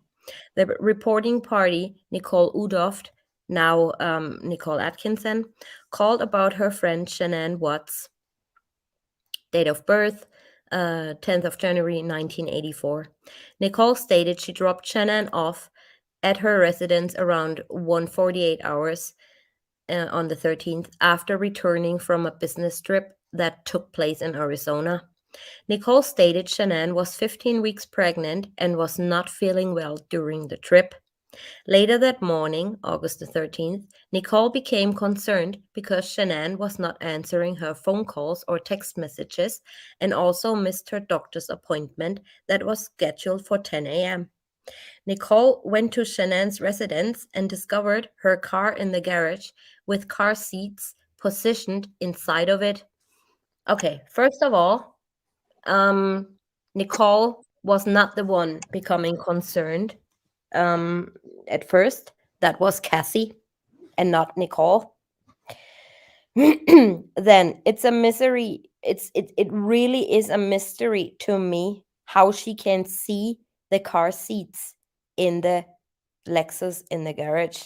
It's a mystery to me. It's I don't know You how she can, did it. I don't you know. can't. Huh? You can't. No, absolutely not. I mean, looking through two sets of tinted windows, Yep. you know? Okay. Nicole went to Shannan's residence. Yeah, we had that. Shanann and her husband, Christopher Watts, have 2 daughters, Celeste Watts and Bella Watts. Nicole attempted to enter the front door, but a latch prevented it from opening more than 3 inches. Nicole called Christopher Watts and requested he come home to check on Shanann, as she believed Shanann may be suffering or passed out due to some medical conditions. Upon arrival, Officer Coonrod checked all windows and doors, including the rear slider door, and discovered all of them were locked with no way into the house. Officer Coonrod contacted Chris and asked for the code for the outside garage door keypad. Chris stated it didn't work, but that he was only 5 minutes away. When Christopher arrived, Officer Coonrod entered the home with Chris' consent in an attempt to locate Shanann and their 2 children, but discovered they were not in the home. When questioned by Officer Coonrod, Chris said Shanann arrived home from her trip around 2 a.m. Chris said he woke up around 5 a.m. and began talking to Shanann about marital separation and informed her he wanted to initiate the separation. So that's not true because he said he woke up at 4 a.m. Chris stated it was a civil conversation and that we're not arguing, but were emotional. Chris stated around 5:27 a.m. he backed his truck up to the garage door to load up tools and left for work, and that Shanann was in bed when he left. Note: a neighbor's video surveillance system recorded this event. Chris said Shanann told him she was going to a friend's house later that day with their 2 children, but didn't know the friend's name. Chris, who works for Anadarko, stated he went to a job site near Hudson to check on it. At Officer Coonrod's request, Detective Baumhofer responded to the scene and arrived at approximately 2:35 p.m. Upon arrival, Detective Baumhofer was briefed by Officer Coonrod and also learned Shanann's personal effects, including her cell phone, purse, wallet, and medication, were located in the house. Upon entering the residence, Detective Baumhofer observed Shanann's purse on a kitchen island and a suitcase located at the bottom of the stairs leading to upstairs bedrooms. A pair of women's shoes were located near the front door. Upstairs, Detective Baumhofer observed the bed in the master bedroom and had been stripped of its bedding, which was lying on the floor. Officer Coonrod and Detective Baumhofer both checked the bedding for signs of foul play, but found nothing. And you remember, guys, we also see on body cam footage that Coonrod picks up the fitted sheet, and he also stated in his report later on that the fitted sheet was lying on the floor. The fitted sheet that was showing up on survey on Wednesday. I think so. In a loft area located between the bedrooms was Shanann's cell phone that Detective Baumhofer later learned was found between 2 cushions of a sofa located in the loft area. On scene, Detective Baumhofer asked Chris to walk me through the period of time when he last saw Shanann. Chris said Shanann arrived home from the airport at approximately 1:48 a.m. At approximately 4 a.m., he informed Shanann he wanted to go through with a separation, and they were both upset and crying. So here that contradicts, right? He says at 2 a.m., and here he says 1:48 a.m., and here it states he confronted Shanann at 4 a.m., and up there he only woke up at 5 a.m. So this whole report is, I don't even have words. He informed Shanann he wanted to go through with the separation, and they were both upset and crying. Chris said Shanann told him she was going to a friend's house that day. Chris said at approximately 5:27, Chris backed his work truck into the driveway to load up tools and shortly thereafter drove off to a work site near Hudson. Neighbor Nathaniel Trinastich's home video surveillance shows Nicole's vehicle leaving at 1:48 a.m. No, it was 1:49 a.m. At 5:27 a.m., Chris's truck is observed backing into the driveway and leaving a short time later. Also not true, that was 5:18. Chris provided consent to check Shanann's phone and ultimately surrendered it to allow Detective Baumhofer to examine it for information leading to Shanann's and daughter's whereabouts. Detective Baumhofer transported the phone to the Frederick Police Department, where it has remained since Detective Baumhofer collected it. A neighborhood canvass was conducted for several hours later that evening by patrol, and a check well-being BOLO, be on the lookout, was initiated through dispatch. On August the 14th at approximately 7 a.m., Detective Baumhofer learned neither Shanann nor the girls had returned to the residence. Detective Baumhofer requested an immediate press release be issued, initiated assistance from CBI and ultimately the FBI. A 2-day investigation revealed Chris was actively involved in an affair with a coworker, which he denied in previous interviews. And what's blacked out, that I did not do that, it came like this. So this is public information. This is her name and all that. And keep in mind, they drafted that on August the 16th. So this is what she was concerned about, that her name will be made public in the arrest affidavit. In a subsequent interview, Chris asked to speak with his father, who was present at the police department. Chris said he would tell the truth after speaking with his dad. After being allowed to speak with his father, Chris stated after he told Shanann he wanted a separation, he walked downstairs for a moment and then returned to his bedroom to speak with Shanann again. While in the bedroom, via baby monitor located on Shanann's nightstand, he observed Bella sprawled out on her bed and Blue and Shanann actively strangling Celeste. Chris said he went into a rage and ultimately strangled Shanann to death. Chris said he loaded all 3 bodies onto the backseat of his work truck and took them to an oil work site identified as Survey 319 with GPS coordinates. And they give the coordinates. Chris said he buried Shanann near 2 oil tanks and dumped the girls inside these old oil tanks.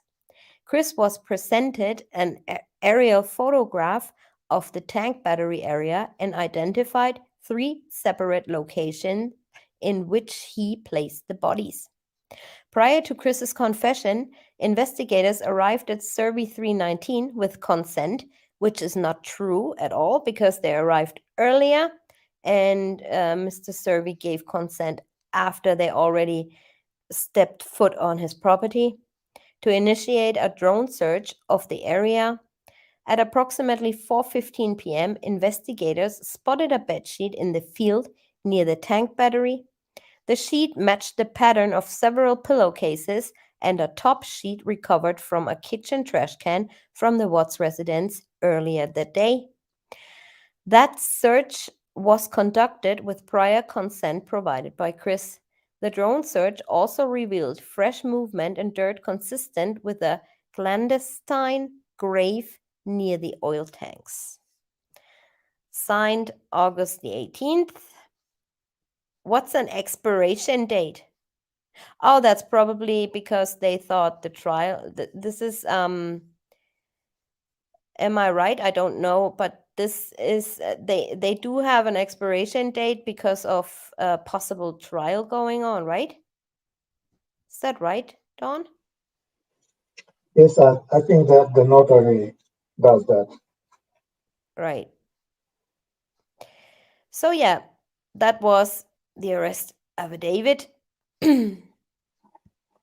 Like I said here, August 26th, she knew all about it because she was asking Franklin Kobach. And on August the 23rd, second videotaped interview, and she turned in her phone. So on August the 15th, Coda was lying to Chris, saying we have all the messages exchanged between you and her, and we know everything about it all, which was a lie. Yeah.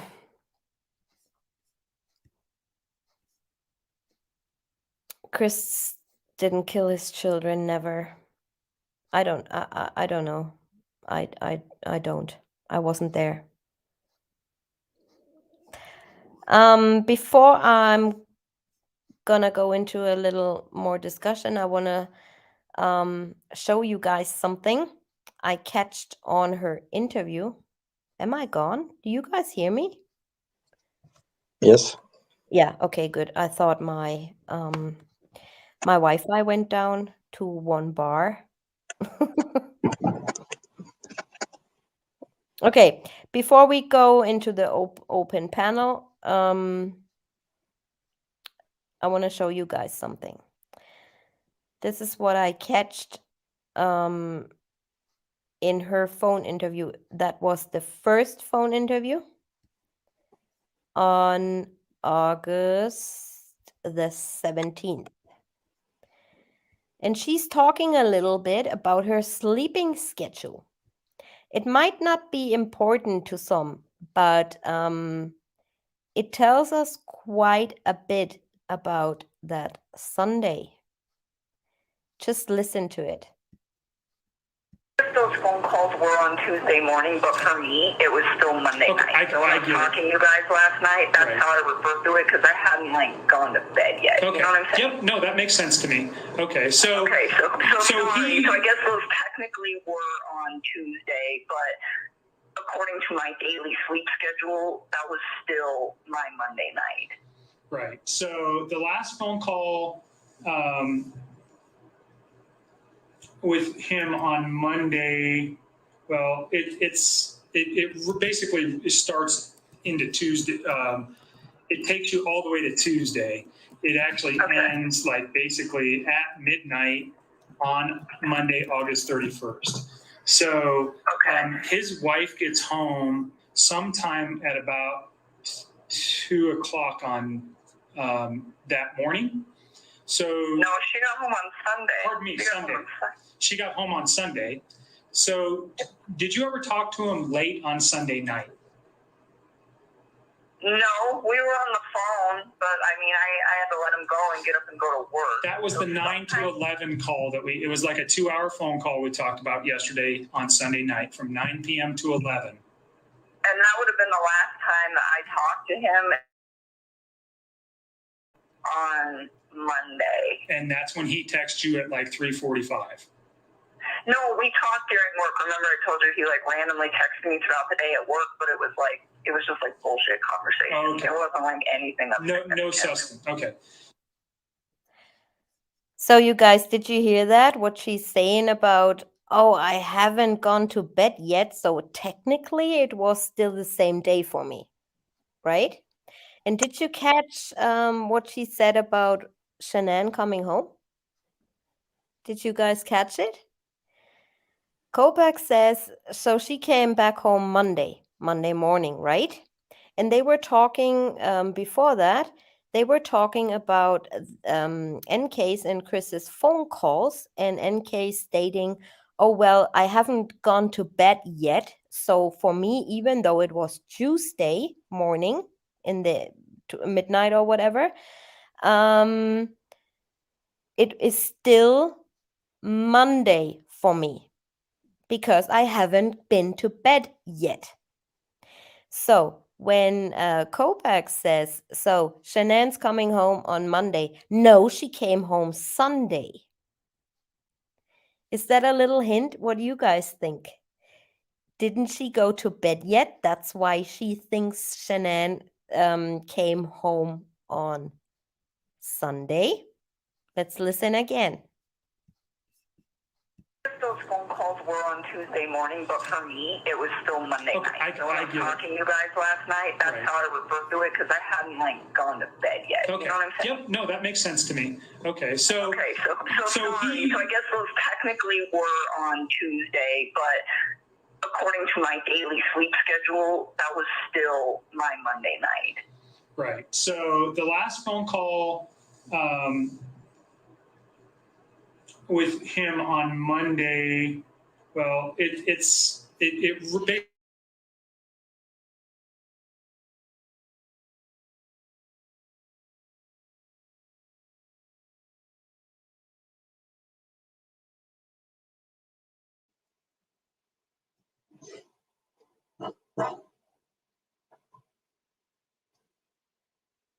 Yeah, are you there?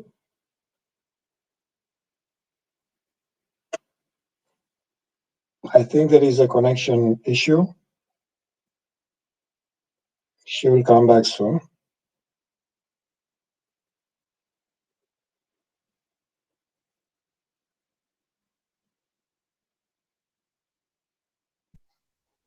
Was the sound gone? Yes, Oh, am I back now? yes. Okay, I try again. My internet connection is keep going down. Do you guys hear me in chat? Can you hear me now? I just try again. Should be. No, not bye-bye. I'm still here. Good night, owl. Okay, good. Again. Call that it was like a 2-hour phone call we talked about yesterday on Sunday night from 9 p.m. to 11. And that would have been the last time that I talked to him until the work day on Monday. And that's when he texted you at like 3:45. No, we talked during work. Remember I told you he like randomly texted me throughout the day at work, but it was just like bullshit conversation. Okay. It wasn't like anything. No substance. Okay. So she is saying Shanann came home on the Sunday. I don't think her intention is to confuse him. I think she genuinely did not sleep. Right? So she's telling us about her sleeping schedule. And because she did not, hold on a sec. And because she did not go to bed yet, it was technically for her still Monday night when he is talking about the Tuesday morning text messages. And then when he says, oh, Shanann came home about 2 a.m. that morning. No, she came home on Sunday. Does that tell us she did not sleep on Sunday? Where would she be? Right? I just wanted to show you guys this because it was some sort of weird thing to me. Michelle, I don't think he wanted to confuse him. I think she genuinely did not go to bed on Sunday night. And then he says he texts her at 3:54. Yeah, he texts me throughout me being at work. Well, yeah, we yet have to see proof of that. All she is word salad. So true. Good night, Penny. Have a good night. Right, but it's weird she didn't sleep because she always complains Chris stays up too late and she needs to be asleep by 11:30 or 12 to go to work. Exactly. But for her saying, no, she came home on Sunday. Was it because she was thinking it's still Sunday? She did not sleep. That's why she's thinking Shanann came home on Sunday. Yeah, very confusing. It might not be anything, but this is just something I catched. And I thought I'm going to share with you guys. Yeah, so nobody wants to come on panel and discuss with me and Dawn. I'm going to put the link up again. If you guys are so shy, you don't have to be on camera or anything. Especially I'm not on camera with my orange hair. But yeah. I know, and her and her friends were there, and it makes me so sad. Yeah, absolutely. I think it's both. I think she overtalks and tries to confuse Kobach, and also she did not sleep, so she was confusing herself. Yeah. Yeah, probably. Probably. Well, next time I'm gonna go into the Sunday a little bit further. I'm also gonna continue my timeline of death very, very soon. Things are going pretty good for me at the moment. My dad's home. And yeah, not so many things I have to worry about. So I'm basically back on the case and can deep dive into it again. I'll be on a weird work schedule for the next few weeks. We're gonna have night shifts. So I'll be moving my live streams to either Saturday or Sunday. But you guys, I have to have a little preparation time because I want to give you good content, good presentations, and also things to discuss. So, yeah, it will be probably Sundays from now on during the time I work night shifts. But I definitely want to do more on YouTube now that everything's looking a little bit brighter on my side. None of you want to come on my panel. That's really disappointing that you guys are so shy. But yeah, okay. Maybe they are Yeah. not used to. Nanya Business, you wanted to ask a question? Shoot. I'm gonna stop sharing my screen and put up Dawn. Do you want me to put up the screen? Not now, not for now. I have something more to say, and at the end. Okay. All right, then I give you the microphone, basically. It's about some opinions about on the legality of decisions that affected what's during interrogation after his arrest and in court. Let's not forget that law enforcement officers have the right to lie, to lead, and to deceive the suspects in order to get a signed confession. And it sounds strange, but that is for good reason. Let's not forget that the interrogators usually deal with people that have no good intentions. They lie, so there must be a balance of interrogations means. An innocent person will pass any kind of interrogation methods. A guilty party will not.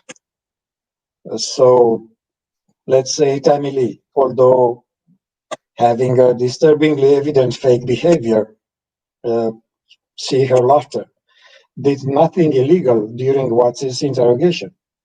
She was allowed by law to lead, to suggest, to manipulate, and to deceive. Watts has not been threatened, coerced, beaten, and he didn't suffer any kind of abuse. Moreover, Watts came to the interrogations and did the polygraph test by his own will. If Watts was too cocky about his ability to lie, that is not Tamili's problem. He could have said anytime, "Lady, cut the bullshit, I'm out of here." So he didn't. If the Miranda warning has been administered to Watts and he signed it, no lawyer could get anything useful for a decent defense. And the last thing is what is admissible in court.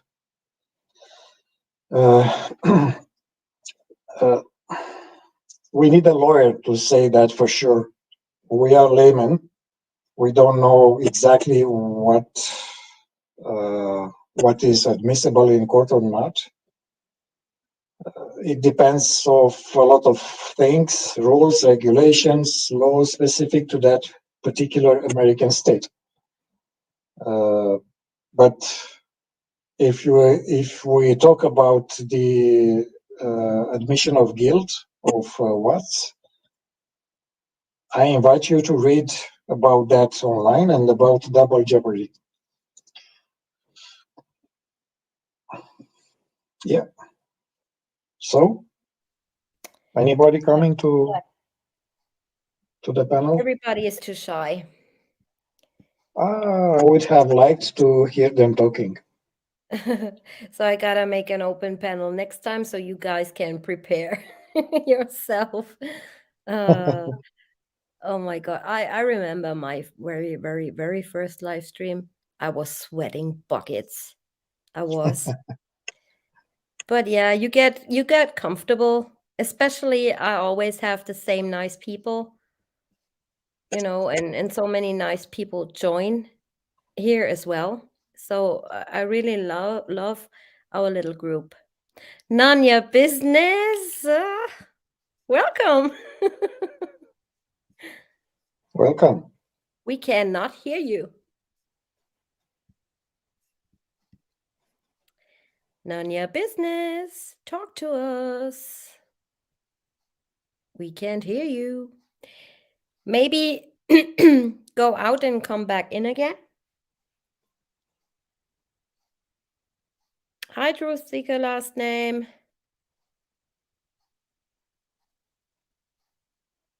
Oh. Here you go again. Hello. Is your mic on, Nanya Business? Oh, she's gone again.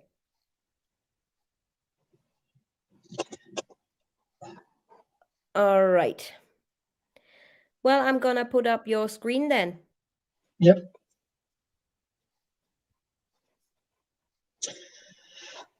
Some people asked me again on email what kind of software I'm using, because I've told them in the members section that I'm using some I'm sorry, special I have software. to laugh. I'm sorry, I have to laugh at Michelle's comment. I'm not smart enough to go on panel and have a great conversation. Yes, you are smart.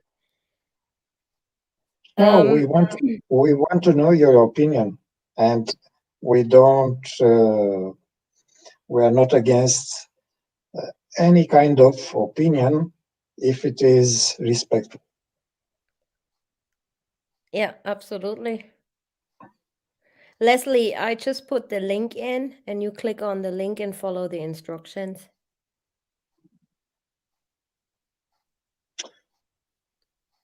Okay. What you see on the screen is one of the programs I'm using to enhance videos, footage in general, but also images. It's called Amped 5.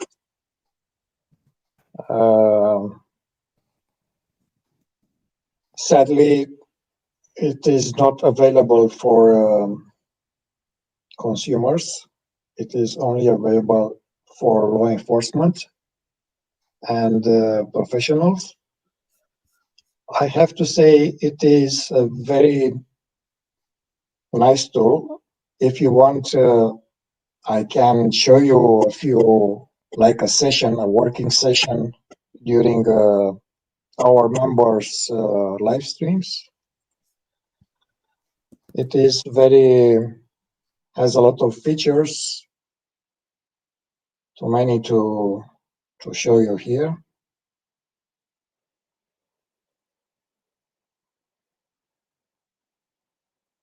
A lot of filters.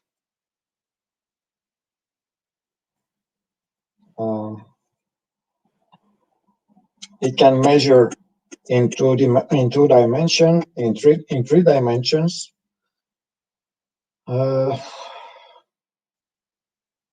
It can deblur, stabilize the footage, denoise. I mean, a lot. It is not the smartest on the market, but you can do really good stuff with it.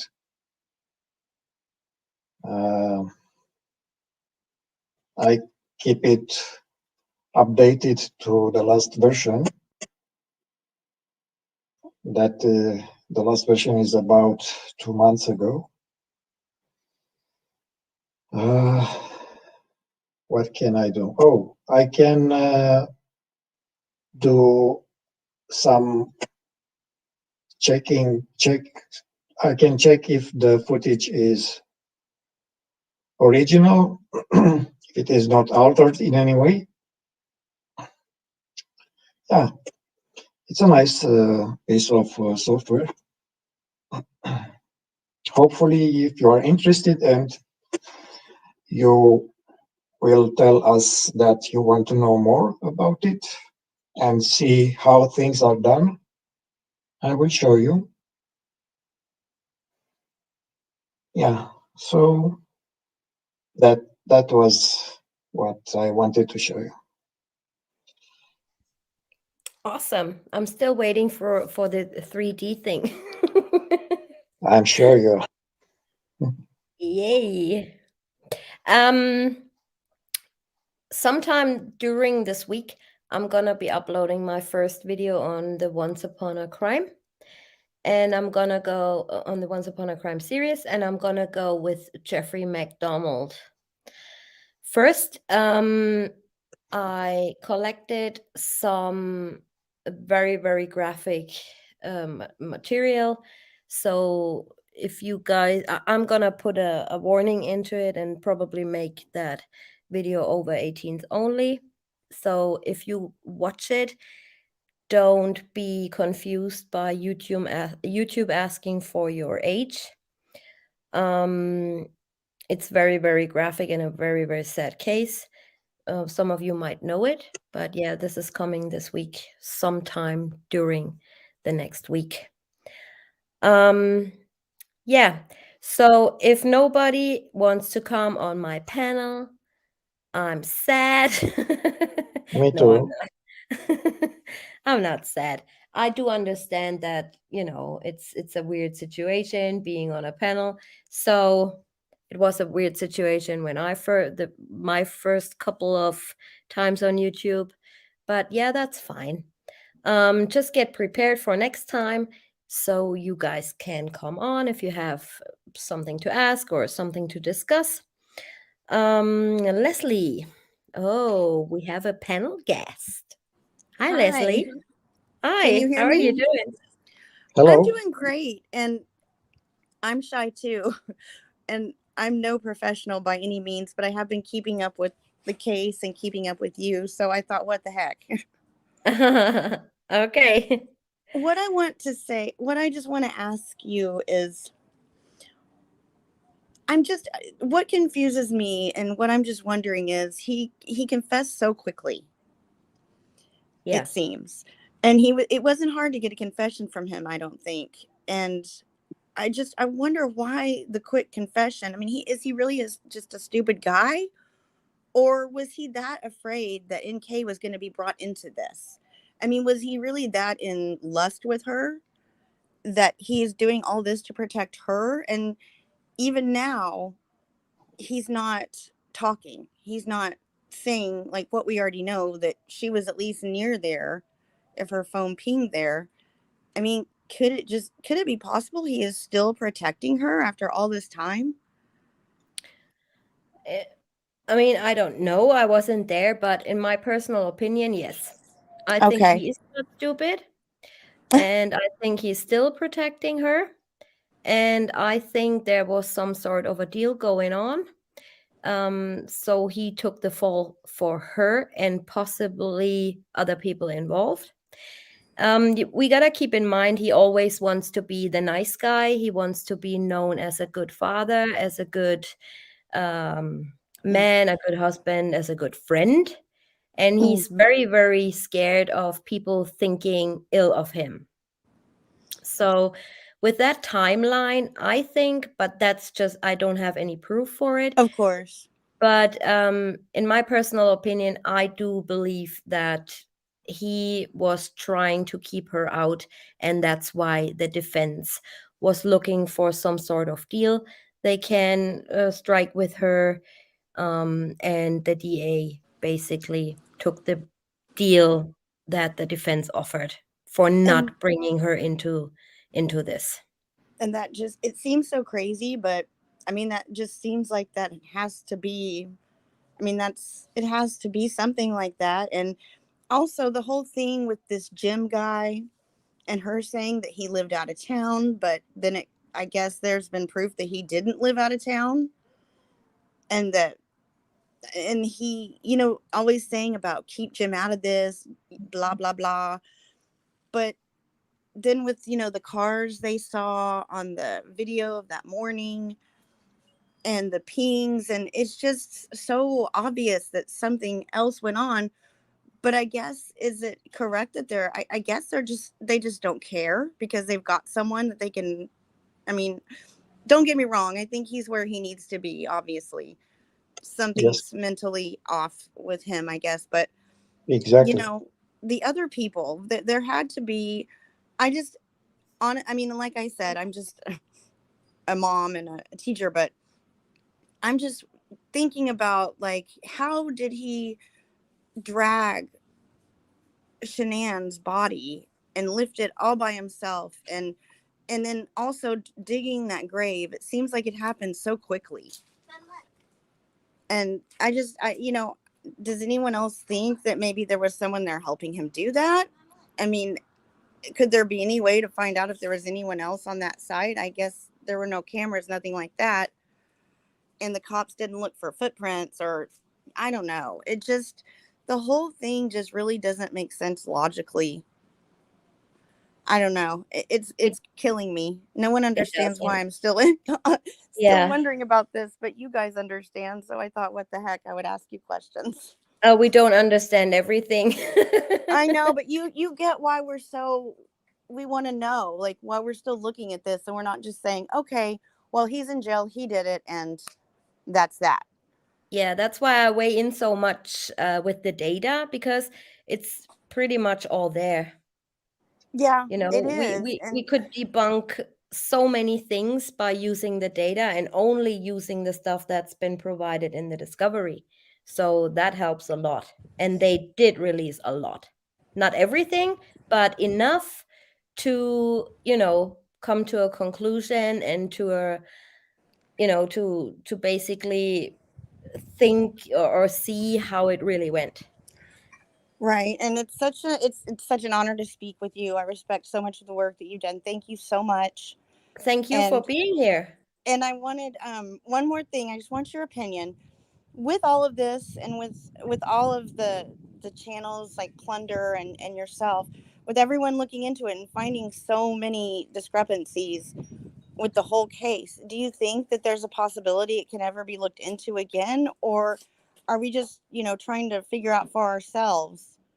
Is there any Um, way that she can ever be prosecuted if anything is proven? if if there's new Nikay. if there's new evidence, let's say it's new data evidence or whatever, yes, there certainly is, but I don't think those law enforcement agencies who had been working on that case will reopen it, simply because they would basically be screwed themselves. Right. Right. So I don't think there's any interest of those law enforcement agencies who had been working on that case to reopen or look into anything. Okay. Just my personal opinion. That's what I'm afraid of as well. It's really killing me that, I know that they've gotten, the children and Shanann, someone is in jail for what happened to them. But I feel like, if so, and it's not like we're just trying to harp on it, whatever. I just feel like if there are other people involved, that they should be, punished as well. And if someone is that cold-hearted that they can just sit there and talk about things and care so much about them, and, is the press going to be there and all of this, and not even worrying or even shedding a tear, really, or showing any sort of sorrow Sympathy. or Yeah. sadness. Yeah. And if they could do that, then what else is going to happen? And just the whole thing is so weird. I feel like she sought him out. Oh, yeah. And it's like, why did she do that? So many questions. I feel like she was in witchcraft. I feel like that had to have a lot to do with that, because it's just so crazy to comprehend how something could be witchcraft, really, because it sounds so weird. But what else really could it be that could make him fall so head over heels for her? It's just so weird. So much so to go to jail, really, for his life. and just want her to be free. I don't know. The whole thing is weird, like I said, but I appreciate all you guys are doing. And please, Thank you please very keep much. it going, because it helps so much to get some sort of, Answers. some sort of questions answered. Because I think all of us in this group, we lay awake at night thinking about these things. Yeah, absolutely. Well, we still continue to try and find stuff out with what we have. It's not a lot, like I said, but we could filter out pretty much of what we have. Right. Well, thanks. You're amazing. Thank you for being here. Oh, you can Source. stay on panel. Hi, Kim. Hello. How are you? I'm Hello. doing good. How are you doing? I'm okay. Thank you. I wanted to come on and apologize to you for yesterday. Oh, that's okay. I really hate that. My granddaughter, school activity kind of thing. I just couldn't make it. Oh no, that's not a problem at all. I was For people I'm who sorry? don't know, Kim invited me on her panel. Should have happened yesterday, but some life got in between, right? Right. Yeah. And now it's not a problem at all. At least I got some sleep. Yeah. So I was that's looking fine. really forward to it. Absolutely. I hope we can do it again. We can plan it again sometime. And Absolutely. Hi, Catherine. yeah, I was fixing dinner and I saw that you were live. I said, well, I'm going to run in my office real quick and say hello to everyone. Hello. And especially seeing y'all are talking about one of my favorite topics today. NK. Of course. Seeking the truth with Dave. I in the chat, he just said, Chris told David to say nothing that is hearsay via Dylan. I'm not sure if it's Dylan, but I can promise you 100%. Chris told David nothing. Chris Yes. is not allowed to speak about his case, period. He's not legally allowed to. I'll just put it that way. He did Yeah. not say a word about it. That's a bunch of garbage. Yeah, I don't believe it either. To be honest with you, I was quite shocked Yeah, it's that not true. no. Yeah, but anything to keep, Oh yeah. I you think know, David is just an attention seeker. Bless his heart. I mean, I almost feel sorry for the guy. It's just like he says what he thinks people wants to hear, kind of thing. And yeah. but I can assure you 100% that is completely hearsay. I don't know if it's by Dylan. That may be something I'm not aware of, but that didn't happen. I think they were friends as well, or are friends as well. David and Chris? Dylan and Oh, David. yeah. Oh, I'm not sure. I know that Dylan and Chris were. Now, David, I'm not, I don't. If David was friends with Chris, then his family was told no, that he didn't even know David. And if he did talk to him, it may have been in passing. That's what Hello. I heard too, that Yeah. he did not, he was asked about what was going on YouTube and that tape being out there and stuff. And Mm-hmm. he said, I'm not sure if he said Dave will know better than me, but I'm not sure if he said he doesn't even know him or if he talked to him briefly, like because they were in the same pod or whatever. Mm-hmm. I But believe that, certainly don't. Yeah. from what I was told, Chris believes that he may have probably said, hey, how you doing, but Yeah. he's never sat and had any kind of conversation with the guy. Wasn't there some YouTube creator who actually found out that he wasn't he was in the same prison but not nowhere near Chris Watts? No, he was. He was near Chris, and he was in the same prison, even very close proximity to Chris, but they weren't buddies or conversation people. I mean, now him and Dylan were, but not David. No. Yeah. No, I don't. The whole thing with that tape and then Tammy Lee not willing to talk to him any longer. I mean, yeah, this just Um, jeopardized the whole case, in my opinion. You know, if there I'm was really something like this going on, like a confession he made to a friend, that wasn't a wise thing to put it out there. But that's just my personal opinion. I'd like to address the chat if you don't mind. Of Jolene course. Carney. Jolene, I understand Chris does have his First Amendment right. However, there is a stipulation in his plea deal, and he is not allowed to talk about his case with other inmates. Now, he can with authority, but no, he's not allowed. Now, this is per his family that I've been told. He's not allowed to talk about his case with the other inmates. Right.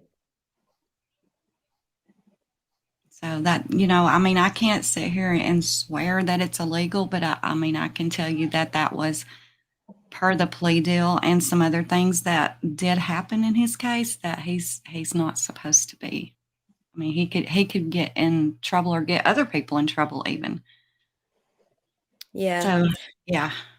I mean, we got to look at the bigger picture. What sort of a Right. friend was he to Chris, that he made that confession and did not make that confession to Dylan he knew a lot longer, Mhm. or to other friends who tried to help him out? You know, this is Right. this just, you know, is in my head. Like, why would he choose David to confess if none of these law enforcement people or whoever got him to confess to anything? Right. That is correct, Jolene. I mean, there is stipulations in the plea agreement. There's even things that's been sealed. We do have a plea agreement, but some of it has been sealed. Well, you know, the medical records were sealed, and there was a reason for that. You know, it's just like with any of our constitutional rights. I mean, there's stipulations and contradictions to almost everything. One man's slander is another man's truth. One man's freedom fighter, you know, is another man's terrorist. So there's Right. stipulations all over the place. Oh, my mic stopped working. Contradictions, you know. I mean, I would get it if, you know, if David was some sort of snitch for authorities Mm-hmm. trying to sneak into his life. You know, that happens every day in prison. Oh, yeah, for But sure. I don't think so. No. No, David said a lot of things that even contradicted his own self. I do believe David is just the kind of person that will say what someone wants to hear if he thinks they're going to like him more, you know, almost like a childlike mentality. Right. Yeah. That's my personal belief. You know, and I've got nothing against David. I just think that's how he is. And you can't take much he says as gospel. And I'm sorry what happened to him. That's very unfortunate. I heard he was put in the hospital. There was a lot of issues there. I hated to hear that. I really did. But that also shows you that there's a lot of instability there with him as well. Mm-hmm. Yeah. Is my mic working? Yes, Catherine. Oh, okay. I was like, I didn't think it was. A question that I see a lot in chats is everybody's wondering why Chris doesn't confess.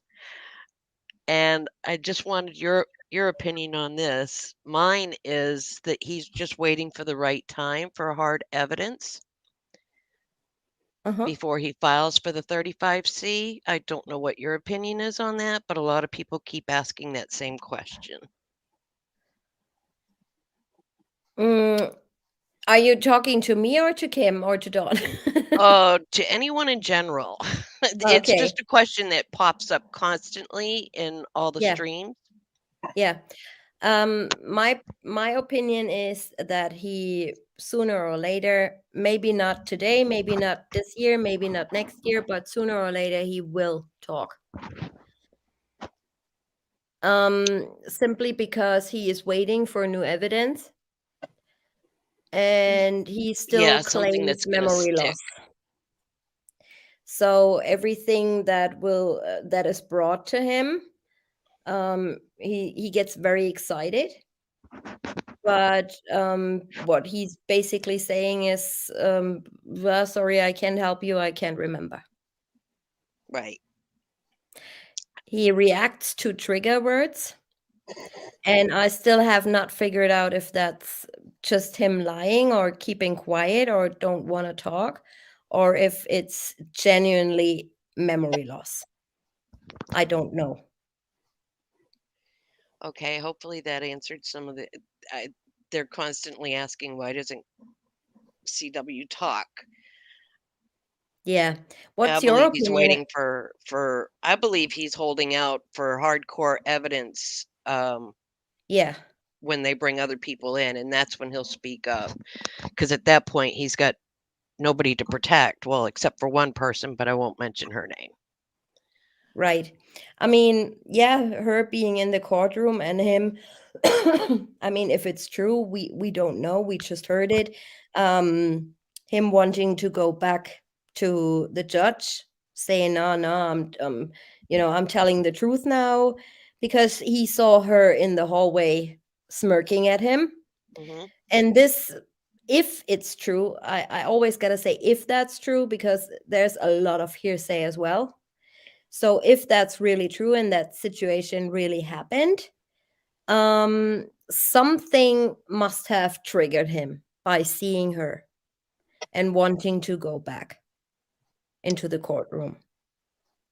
And the other question is, because NK was not, I mean, she was part of the case, of course, and we all know what part we believe she played in it. But if she's in a witness protection program, which I highly doubt, I just believe that she changed her name and relocated, would law enforcement still, or CBI or FBI, still know her location to this day?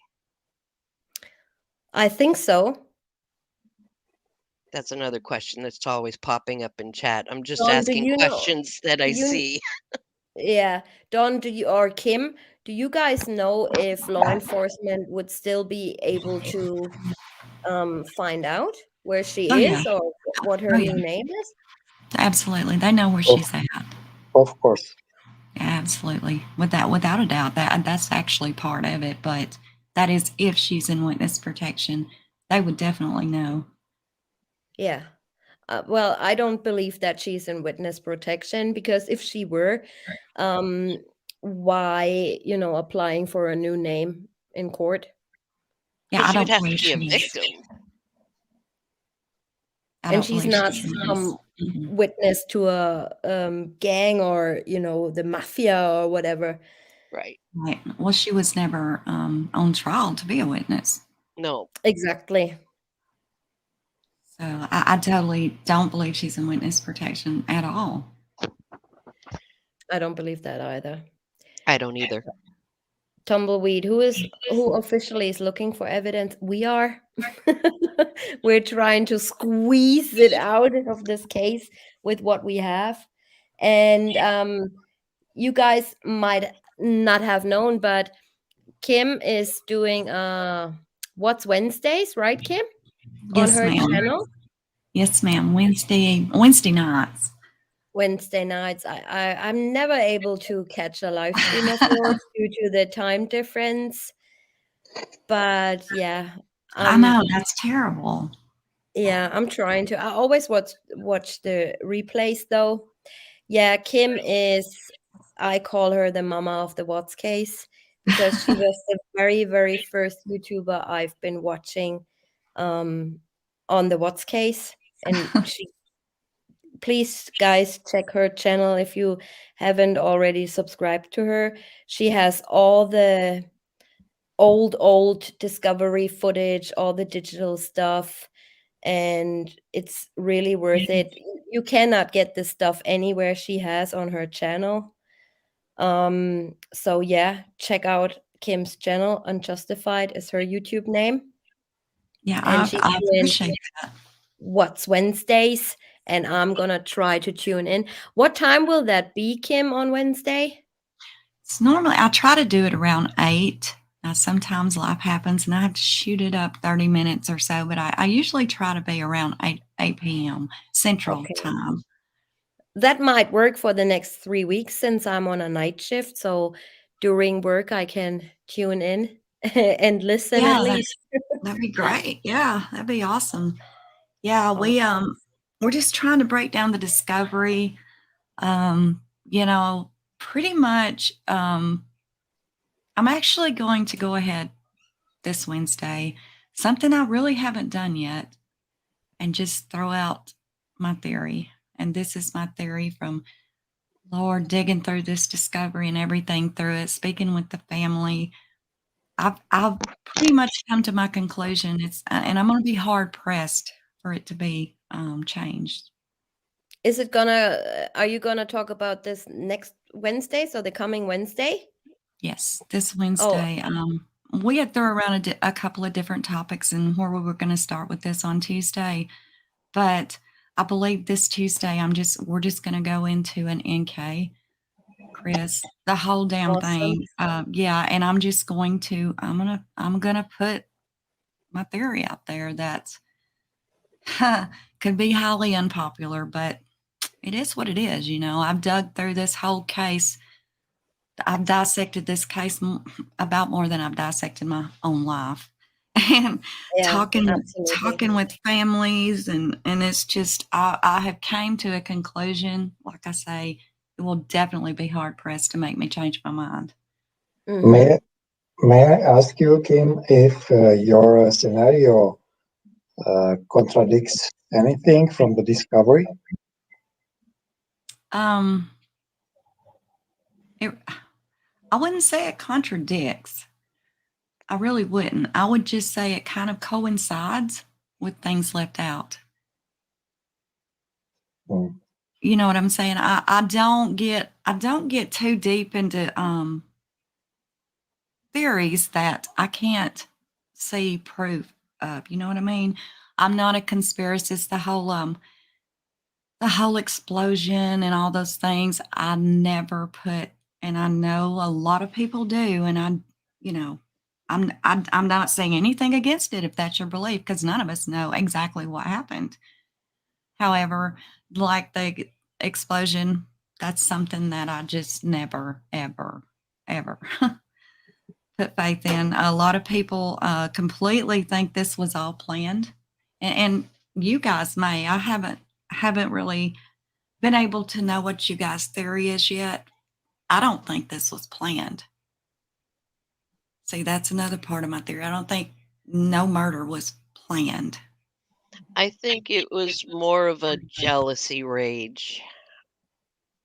Yes, it did fall into line of rage in my theory. I don't think there was any planning. Now, there well could have been, because there damn sure was things that pointed towards it was planned. Mm-hmm. I mean, there was plenty there that pointed toward this was a pre-planned thing here. And he was a ticking time bomb, in my opinion. Well, yeah, I mean, mental state wise. Oh yeah, I mean, he was off the hook.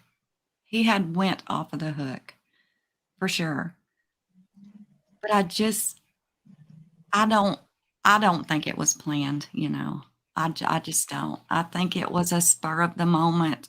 Oh shit, what have I done? I just. So I'm very curious to hear that on Wednesday. Yeah, and anybody, please keep in mind, anybody that does think it was planned, I'm very respectful of your opinion, and you're probably more right than I am, and I'm not saying I'm right or whatever, but I just don't think it's planned. We can all agree to disagree and be big buddies, but hey, the only way you're ever going to learn new things is a healthy debate, a healthy thought. You got to open your eye and mind to everything. Absolutely. How many times we disagree behind the scenes? That's yeah.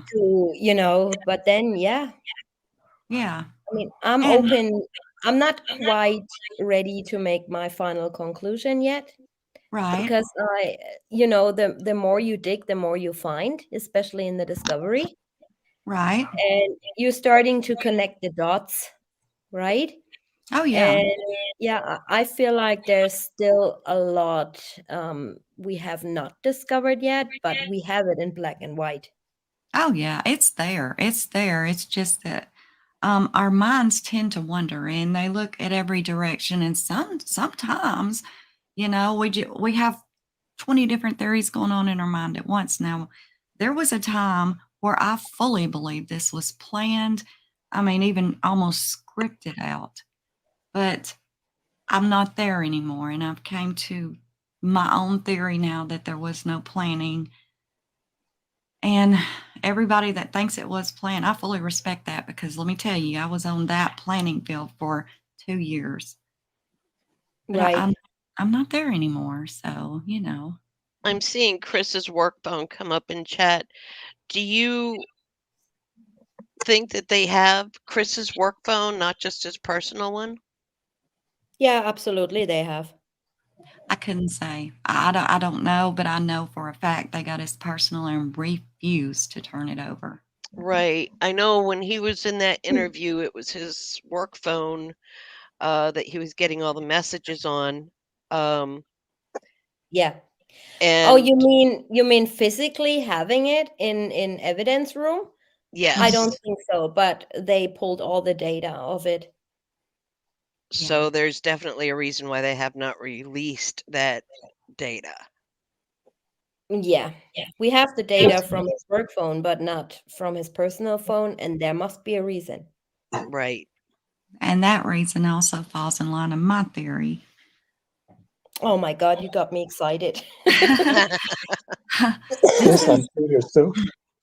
Yeah, I've sat and I mean, when Ronnie called Rourke, and it was about this time last year, I guess. I'm not sure if he's talked to him since, but I'm going to find out.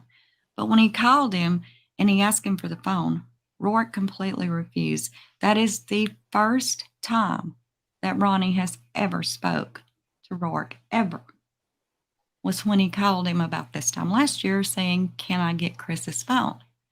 Absolutely not. It's still held in evidence. Why? And he even asked if he could just get the photos that was on the phone because there was photos of the kids that Chris had taken in North Carolina. Ronnie just asked if he could just get the photos. Mm-hmm. Absolutely not. Many people are asking why doesn't he get the phone? And from personal experience, when that murder occurred in my family, I was asking for my aunts and uncles' property. I was asking for their wallets, their phones, their bracelets, and my aunt had a necklace I wanted to have. And the detective working on that case said to me first, "Yeah, I can have it all," and they will gonna send it to me. And then I only received the wallet, the bracelets, and stuff like that. And I send him an email saying, "What about their cell phones?" And even though it was a closed case to them, it's still not closed for me or my family. But he sent me an email saying, sometimes we have to keep evidence forever in case there is something new coming up. So we have the actual device to check in again. And I always keep that in mind if somebody asks me, why are they not releasing that phone? And this could be one of those reasons.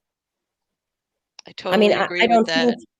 I don't think they will ever, I mean, not this law enforcement agency, that they will, unless they are pressured to whatnot, to investigate. But I don't think they will ever release the phone.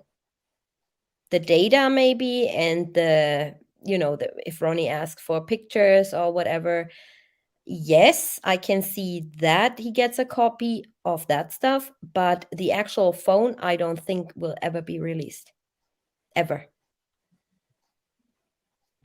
No, Chris signed he signed stuff for his dad, and his dad was able to collect everything. His dad got his wallet, the shoes, the clothes Yeah. he wore in there, everything, but except the phone. Right. Now Shanann's phone, Same of course, situation. was released, but not Chris's at all. And in it, do they have NK's phone? You know, Ronnie asked me that. I don't know. I mean, I I don't don't know. know either. He asked me in the discovery, did it say? Because I guess, you know, there's a lot to read there. And I don't think they do have NK's phone, but I don't know. You know, I can't answer that. Yeah, it's not that I read it in the discovery, so Mm-mm, I don't know either. I have a question for you, Kim, since you're on my Mhm. panel tonight. Mhm. What do you think about the searches of NK in 2017? What's your opinion about this? The searches in 2017. Do you mean when she was arrested? Is that what you mean? No, the searches of the Google searches of Shanann and Chris. Oh, I'm sorry, God. My mind went straight to her arrest. Oh my goodness. Yeah, you know, the cops had to pull out an actual weapon on her then, but that's another story. Tell us more. Yeah, she was arrested. I believe it was in Aurora. And it wasn't 2017. There's where my mind went backwards. She was 17 years old. Yeah. And she was arrested, disorderly conduct. It was so bad that the police even had to pull a weapon on her. But this is all public record. I believe it was in Aurora where it happened. Oh, But I think yeah, I saw that where they claim she's 5'1" or something. yeah, I believe so. Yeah. She was completely out of hand. Well, what happened with that? You know, good question. We see the arrest, but we don't ever see what happened with that. And I have my reason for that, why you're not seeing much on her out there, too. It's the only thing I can come up with. It's the only thing many people I've spoken with on Legal Ends can come up with. Is why you don't hear anything, why you didn't see any more about her court date, even for that time. I mean, when a police has to pull a weapon out on you because you're, you know, I mean, there's a problem. Yeah, absolutely. Could it be But you're because not. she was a minor still? No, no, no, no. I don't think so. Because, I mean, it was all there in public record, right? Her arrest. So if the minor was the issue, you wouldn't have been able to see that. So, I yeah. believe Daddy had a lot to. 100%. Was that Yes. Catherine that said that? Yeah, there's a little something with Daddy there that, and no, it's not a Freemason, but let me tell you, it's pretty damn close. It's close. Exactly. It's more powerful than a Freemason. Yep. And it would also help his family. When I And say it would threaten I'm not Chris. going to say it on TJ's channel because I mean, you know, I fully am prepared to get a bunch of flack back on this, but it's the way I feel, so I'm going to say it. You know, I'll say it on my channel. I'm not going to do it on hers. Oh, you feel free to say whatever you want. No, honey, I'm not. It goes pretty deep. But what I feel that her dad was, and it's nothing illegal. Let me put that out there. It's nothing that is illegal. Actually, it's quite the contrary to illegal. But it would always protect him and his family of You any mean, sort of arrest or any of the sort. do you mean being Jewish? I mean, being a diplomat. Oh, really? Mm-hmm. Absolutely. I've talked to many people as well. I mean, I've took a few things myself. I don't talk about it much and it doesn't even matter, but I believe her dad is a diplomat and you can do your homework on being a diplomat and a qualified diplomat and those kinds of things. And it pretty much gives you immunity to doing anything illegal. It's called a get out of jail free card, actually. I mean, you can actually buy diplomacy and it don't come cheap. I mean, you can buy it $30,000, $50,000.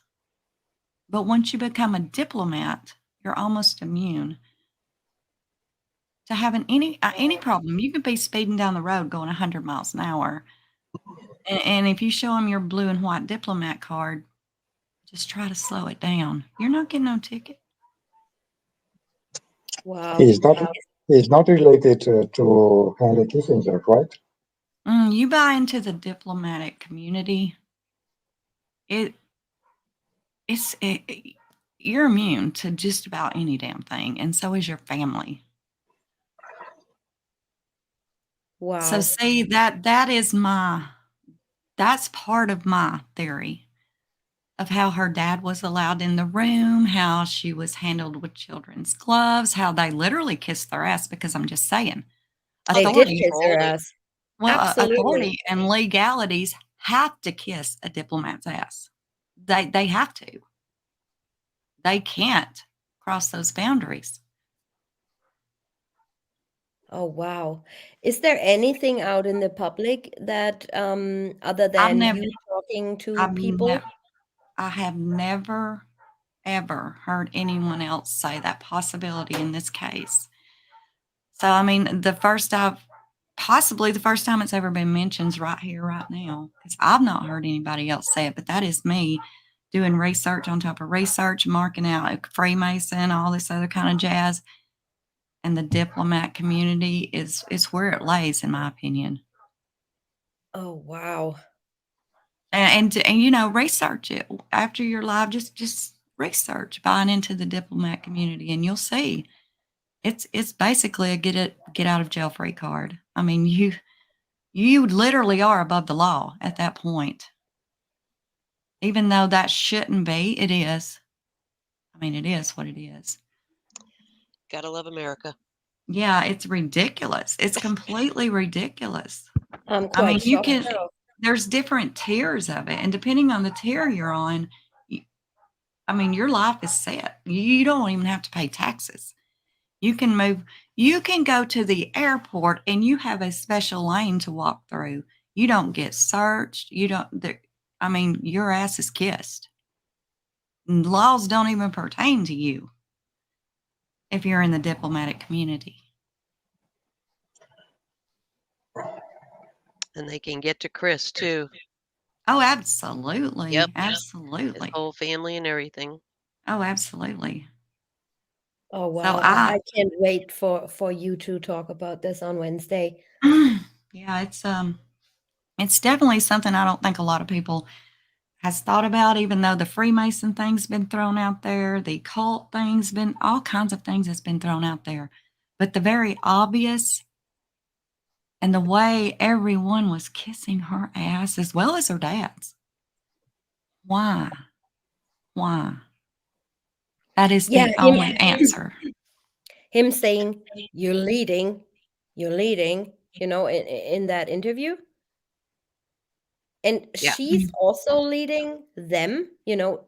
I just read out all the text conversations she had with Kobach, and she is basically telling him when he has to have time for her. Oh, absolutely. And you hear her telling him what he's going to do, and then you hear her dad, and what are they doing? They're backing down because you don't mess with a diplomat. They are above the law, period. Wow. Rules does not apply to them. I have to ask you, Kim, is there any proof? Is there any proof for what you say about Daddy? No proof. Okay. No proof. But I can say this. Look at the pattern. Look what happened to her when she was 17, but yet you never heard of a court record. Look, you can't even find her from the past, which could very well say that she could have been in a different country. And I mean, when you buy into the diplomat community, this don't just run America. This is the whole world. You can go. You don't even need a passport. You just need your diplomat card. With that, and that's with. She can go to another country and not even have to pay taxes on anything. I'm just saying, if you buy into the diplomat community, your life's pretty much set. it's called the get out of jail free card, and many people buy it, and we always hear, they're not above the law. Nobody's above the law. That is not true. Couldn't be no more untrue. I mean, couldn't be. It's ridiculous. A lot of people don't even know about the diplomatic community or how it works or anything like that. Well, it's something you should look into, because you'll see that that is the only thing that lines up with this situation. And you can even go a step farther than that and just say her dad was possibly some kind of a government worker or something like that. Then you're getting into qualified immunity. And when you get qualified immunity, then if you, that means you're in the government agency, you're a diplomat with the government agency, and you're untouchable. You are untouchable, and so is your family. Qualified immunity is something that they've been trying to take off the table for a long time, because that is why so many police officers get by with murder. It's because they are a government worker authority. So they fall under the lines of qualified immunity. Wow. There's a whole lot of red tape in this whole diplomatic and the immunity and all that kind of thing. But if you start digging into it, you'll see there's really no other answer here. There's really not. He covered for her when she was a juvenile too. I want to say around 11 or 12 years old. NK got into a little bit of trouble, and that was completely wiped from her record. Mm-hmm. Exactly. And it all falls under being in the diplomatic community. And I think her dad's been in it a while. And the whole Freemason thing, that was a good theory. But that's not really strong or powerful enough, even though it's extremely powerful. No, it has not above the nothing. law. It's nothing on being in the diplomatic community. You can buy this. I mean, you can literally buy a spot in the diplomatic community. And it's in different tiers. Now, the higher your tier, the more untouchable you are, literally. But yeah, I mean, any tiers, they call it a get out of, like I say, a get out of jail free card. All you should do is, and most of them have different tags on their car, like license plates. Some of them's blue. Some, I mean, they're different for each state, each country, but their license plate will be a bit different than the standard civilian license plate, and that is for like driving down the road. And the cops, no, you don't mess with that guy. He's a diplomat. Just let him go. Wow. Okay, I'm gonna. Definitely food for thought. But you still Oh. have not answered my question on the 2017 search. Do I think that she did search for her in 2017? I do. I don't know why. I still have not figured that out, unless she knew Shanann. Maybe Shanann even knew her. You know, there's a Yeah, that's what I was possibility. thinking too. They were into the whole fitness things, you know, and they were kind of one of the same as far as the fitness and all this kind of stuff. And maybe, you know, maybe Chris did introduce her on July 4th, you know, the year before. Yeah. And what So, I was thinking also, isn't her mom a nurse? And Shanann worked in that children's hospital? she did in the call center for quite some time, actually, for a while. Right. So this is also a possibility where they could have met if her mom was working there, or, you know, as a nurse. I mean, I don't know. Possibly. Quite possibly. And maybe the reason we haven't been able to see any of Nicole's school records like we do most everyone, and then the albums, their pictures in the senior albums or whatever it is, it's possible that Nicole could have been homeschooled, because of a lot of diplomats do put their children in homeschool, and they also private schools. So that's a possibility of why you can't really find anything, and why she don't have any friends come out. Right.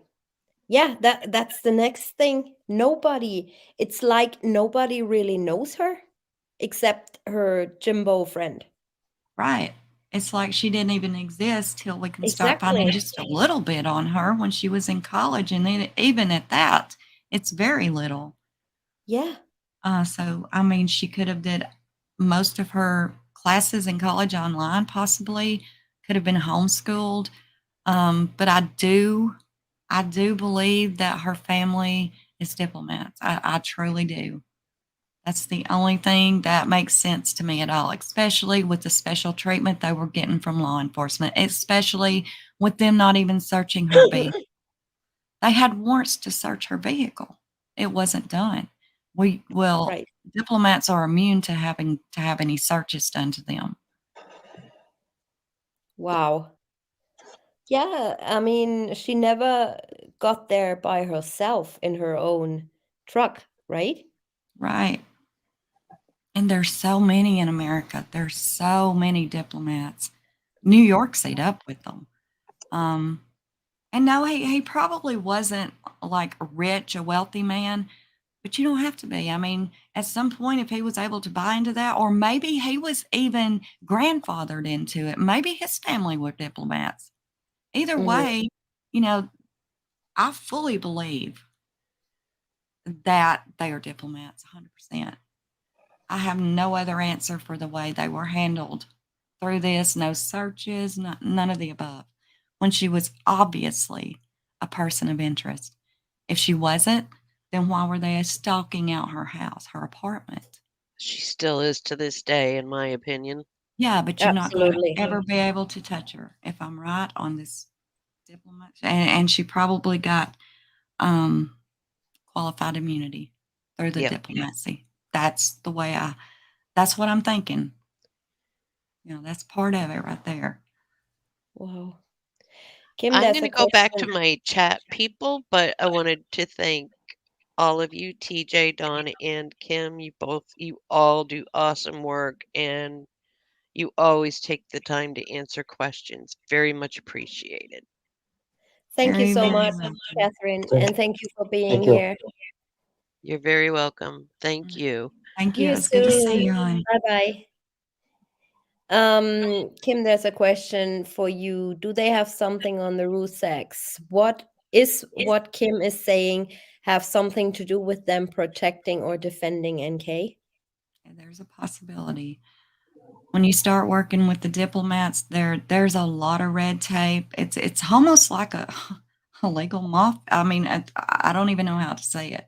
It's almost like a legal mafia that is absolutely above the law. And yes, you can buy into it. And it's not cheap.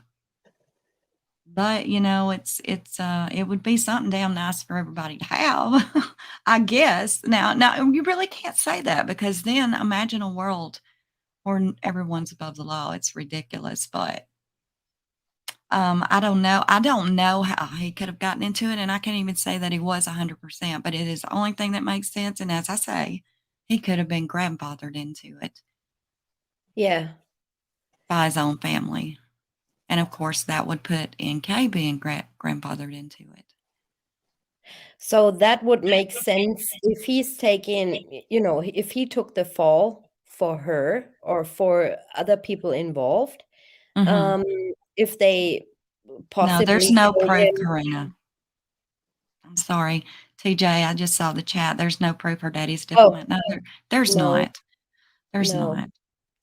So if he took the fall for her or possibly others involved, do you think it's a possibility of her dad being in such a high rank or being a diplomat, that they basically, how do I explain it? That they said, you know what, you have to take that plea agreement, otherwise, we are concerned for the safety of your family. It's possible, but from what his dad has told me, Chris took the plea because they told him it's not going to matter. It's not going to matter. You already confessed to murdering your wife. He did not want to confess to the girls. He had a fit about doing that. But they told him it's not going to matter. It's not going to change your life. What you're Right. going to do is you're going to destroy your wife's name and you're going to destroy her family. And imagine what hell they're going to catch. And so from what his family was told is he needs to just go ahead and plead guilty to all of it. And that way he can look like the hero of taking the advantage. And Cindy said, how is that a hero? And they said, he is clearing Shanann's name. And so he went ahead with the plea. Now that, I cannot tell you if that is why he took the plea, but that is what his family was told by his defense team. Well, they lied to them as well. Quite possibly, because Chris wasn't even allowed to talk to his family about the plea deal at all. I mean, Right. they were schooled before they walked in that room. That was such an awkward moment for them. They had waited that long to talk to Chris, and before they walked in the room, they were told, we're Yeah. going to watch you. One of us is going to be with you. Don't say one word about the case, not one. You make conversation with your son, reminisce, not one word about the case. So that had to be very awkward when that was literally the only thing on their mind, obviously, but they couldn't say a word about the case. So that's why it seems so awkward. Ronnie sitting there talking about football and cars, and it's like it seemed like they had no care in the world about what had just happened. But the reason for that was they weren't allowed. If they would have said one word about the case, they were tossed out the door. And Cindy did try to open up, and she was like, son, are you sure you want to take this play? And they jumped her ass and told But her. the defense must have told him something.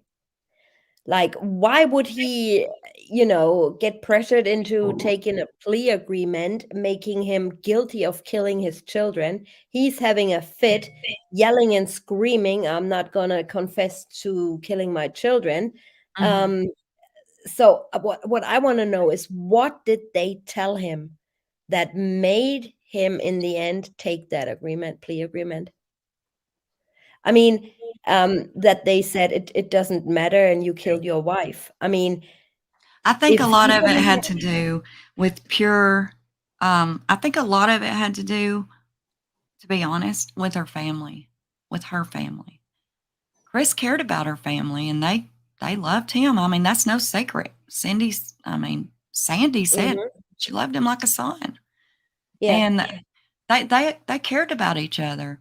And I believe that Chris didn't want her family to have to go through the hell of dealing with their daughter's name being slandered and just talk like, like she deserved what she got or any of that kind of stupid stuff because of his first confession.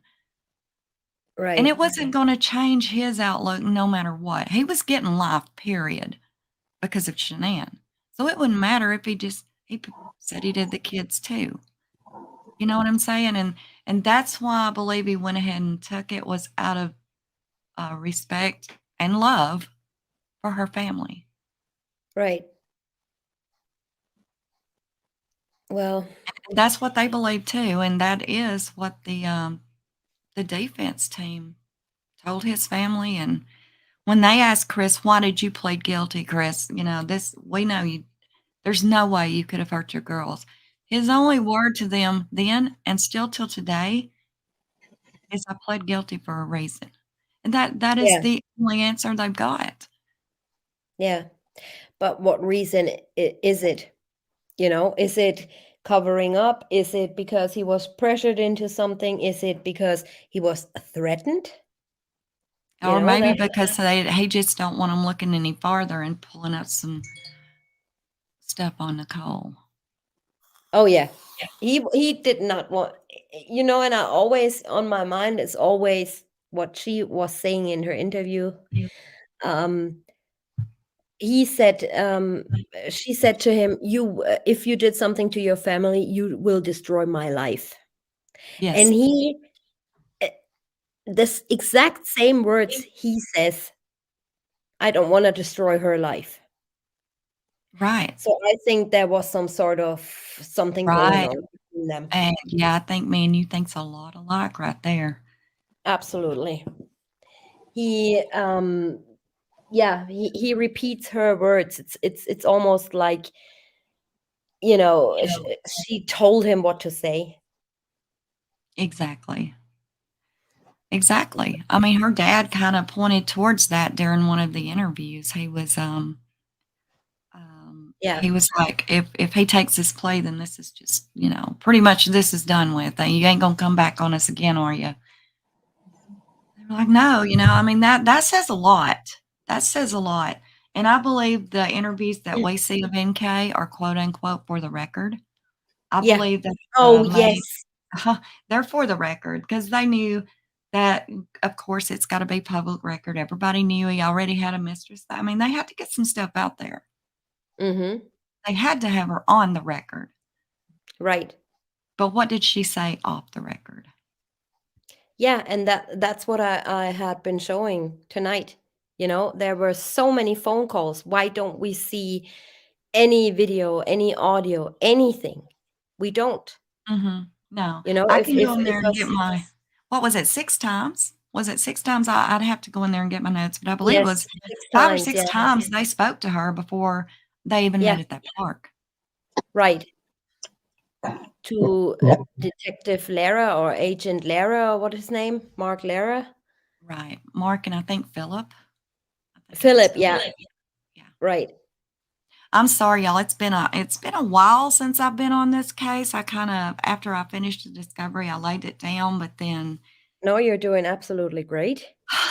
just kind of a little refresh on the mind here. But I love the brainstorming, and you definitely made me look more into that that diplomatic is stuff amazing, now. TJ. I would love for you to look into that and let me know your thoughts on that Oh, because I absolutely. can't find another answer of why they would have babied her and even her dad and allowing him in the room. You can't. The only way that he could have been allowed in the room legally was if she was a minor or if she had some sort of mental issue, you know. Oh, yeah, Um, that she definitely had mental issues. because this was a basically a triple murder. I mean, honestly, and something like that should have gag orders thrown all over it completely. She should have been she was a person of interest, and people's going to argue with me with that fact. And I'm glad to take that argument because why else was they stalked out at her apartment?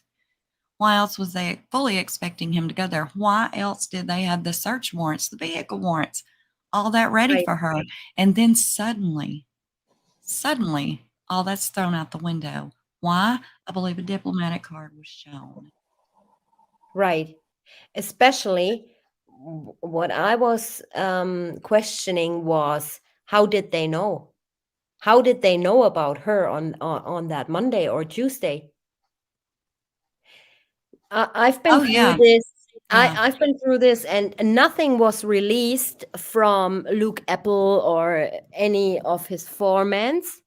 Nothing up until I believe it was Tuesday, 7:30 p.m. or something, when Mm-hmm. Tammy Lee first was speaking with Luke Apple on the phone. I mean, I can't remember his name. Someone did of Anadarko did send them, coordinates where he was.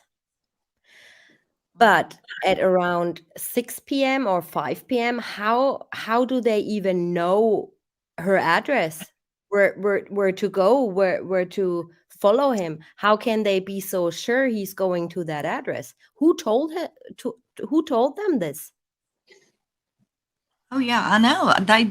I personally think when they went into the house on Monday and they done their search and they looked at Chris's phone, maybe they seen something on his phone, that led them to believe. That's the Yeah. only thing I can figure. I mean, I don't know. I always wondered that myself. I mean, they were stalked out at her apartment, and it Yeah. was freaking her out, Right. and but then all of a sudden, when the search warrants and everything came about, those were, I'm surprised they even put those in the discovery, just to be honest. Yeah. I don't even know if they're still in there, but I was No, kind they're of not. shocked. Yeah, They're not. I think that was a mess up putting those in there. Because Yeah. I think they were redacted pretty quickly, as well as several of the many interviews was redacted. Yeah, and you were talking on your last live stream about an interview with Troy McCoy, and he came after you. Oh yeah, for sure. I don't have Is Troy, not on my channel. I've got it, not on my channel. I would love to listen to this if you would share that with me. Yeah, I will. I will. I will. I'll get it together and I'll send it to you. I don't put it on my channel because he come after me hard. That's And I was crazy. like, Is it any dang. different from the interview we have? To be honest, I couldn't even tell you. I haven't listened to anyone except the one I've got, so I don't know. Oh wow. I need to compare the two, but I haven't. He made me so mad. He come at me twice because Wow. I tried to redact it, and I thought, well, maybe it's because maybe there was a phone number in it, and I think there was, and I went back and I took that out. Oh, that wasn't good enough either. No, he come at me again, and he demanded it be deleted. And hell, I just deleted it. I never put it back. Are you sure it was him? Oh, it was 100%. Well, it had to be him because he was claiming that I was doxing him. Oh wow. I mean, Oh, his phone number is all over the internet. Yeah, but I need to compare those two. I just never did. He really made me upset. And I was like, dang, dude, go play your, he's a gamer. I was like, go back to your game, man. Nobody paying no attention to you over here. Wow. He come at me hard. Yeah, because you were the very, very first YouTube creator I ever saw that released all those interviews. Yeah. Now everybody is releasing interviews, and Are those they? people don't really care. Yeah. Really? Of what's left in the discovery. Yeah. But Well, when I was releasing that and I was reading that, I had no idea at the time that I had something I didn't even know. I was shocked. And then when everybody was telling me, "Hey, can I get that discovery?" I'm like, "There's a link. I mean, what's the deal?" Oh no, yours is different. Yours is even showing this 9 was it a 9 a.m. where the garage door opened and shut or something like that. That's not in yeah. this one. The search warrants aren't in this one on Nicole. And I'm like, well, and I And did if you give it go, to a few people. And if you then go, Weld come at me and told me, and I've sent several people seen this email, but Weld County literally, and I've never ever spoke to them, of course. They come at me and send me a link and ask me to start using this new discovery. I was like, what? God dang. Man, yeah. I need to really pour over my discovery. There must be some stuff in there nobody needs to see. Right. I mean, if you use the link they provide, even though if it's on your computer, they still can redact, I was told. So you better they download can. it and put And it on a save it hard in. drive. This is Yeah, what save I it. did. What you got to do.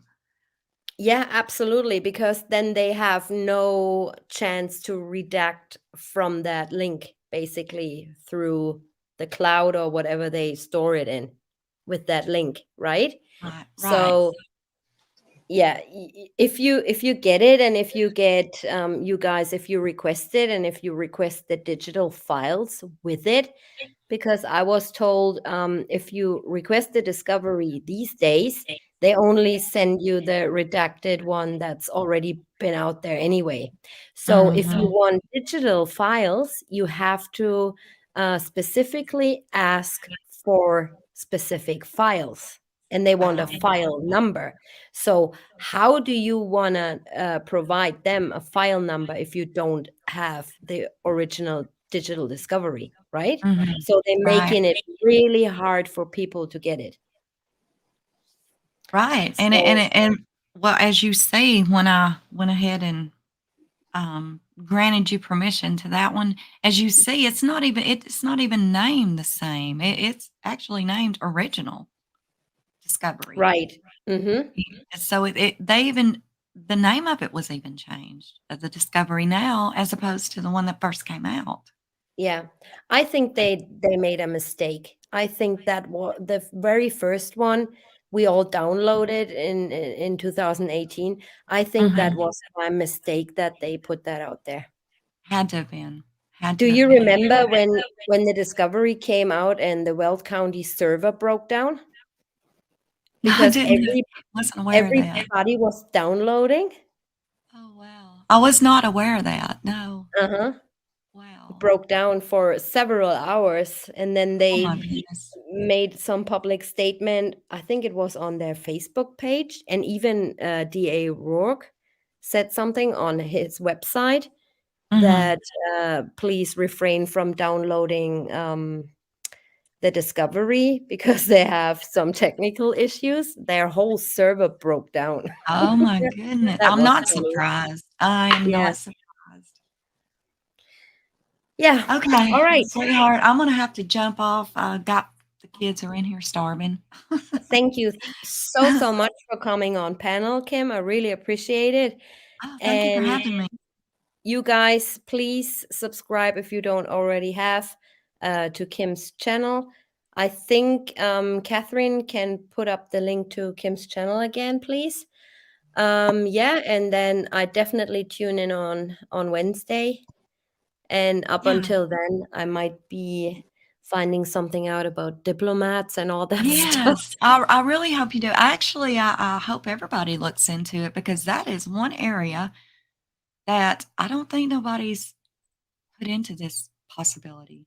And to Yeah. me, after trying to rule out everything else, that is the only thing that makes sense to me of all this special treatment.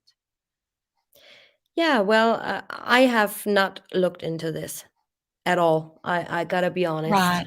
at all. Well, just But check it out and let me know how you think about it. definitely will. All right. Thank you so much for being here, you guys. Thank you, Kim. Thank you, Dawn.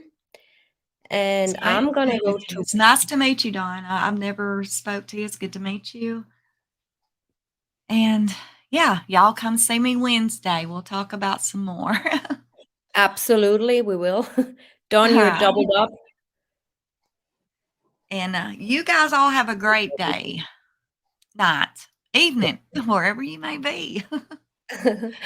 See you soon, Kim. Thank you for Okay. being here. Okay, honey. You have a good one. Bye-bye.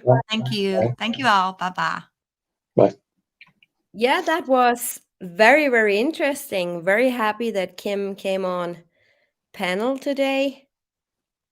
Please, you guys subscribe and tune in. Definitely on Wednesday, 8 p.m., I think she said. I think she's on, is she on Eastern time? I'm not really sure. But yeah, 8 p.m. it is. To wrap this all up, that was very, very interesting. Dawn, what do you think about that's right up your alley, isn't it? With the diplomat thing and politics and stuff like that. Yes, I agree with what she said about the diplomatic community. Although, if you have enough money or you're a politician, I think the same rules apply. I'm not that sure if Daddy is part of that community. It would be the first diplomat that is wearing David's cross over his T-shirt and a T-shirt with, secret Jewish secret services and so on. But Right. we'll see. Yeah, but it's definitely worth looking into it. All right, you guys, I did not want to be on for 3.5 hours already, but I really, really enjoyed that chat. I'm fully back now on YouTube and trying to do loads and loads and loads of things on What's, as well as other cases, and my upcoming new series, Once Upon a Crime. And I wish you all a very, very, very good and nice rest of your Sunday, rest of your weekend. And yeah, like I said, tune in definitely on Kim's channel on Wednesday. And I see you guys very, very soon. Good night, everybody. Stay healthy and stay out of trouble. Until next time. Bye-bye.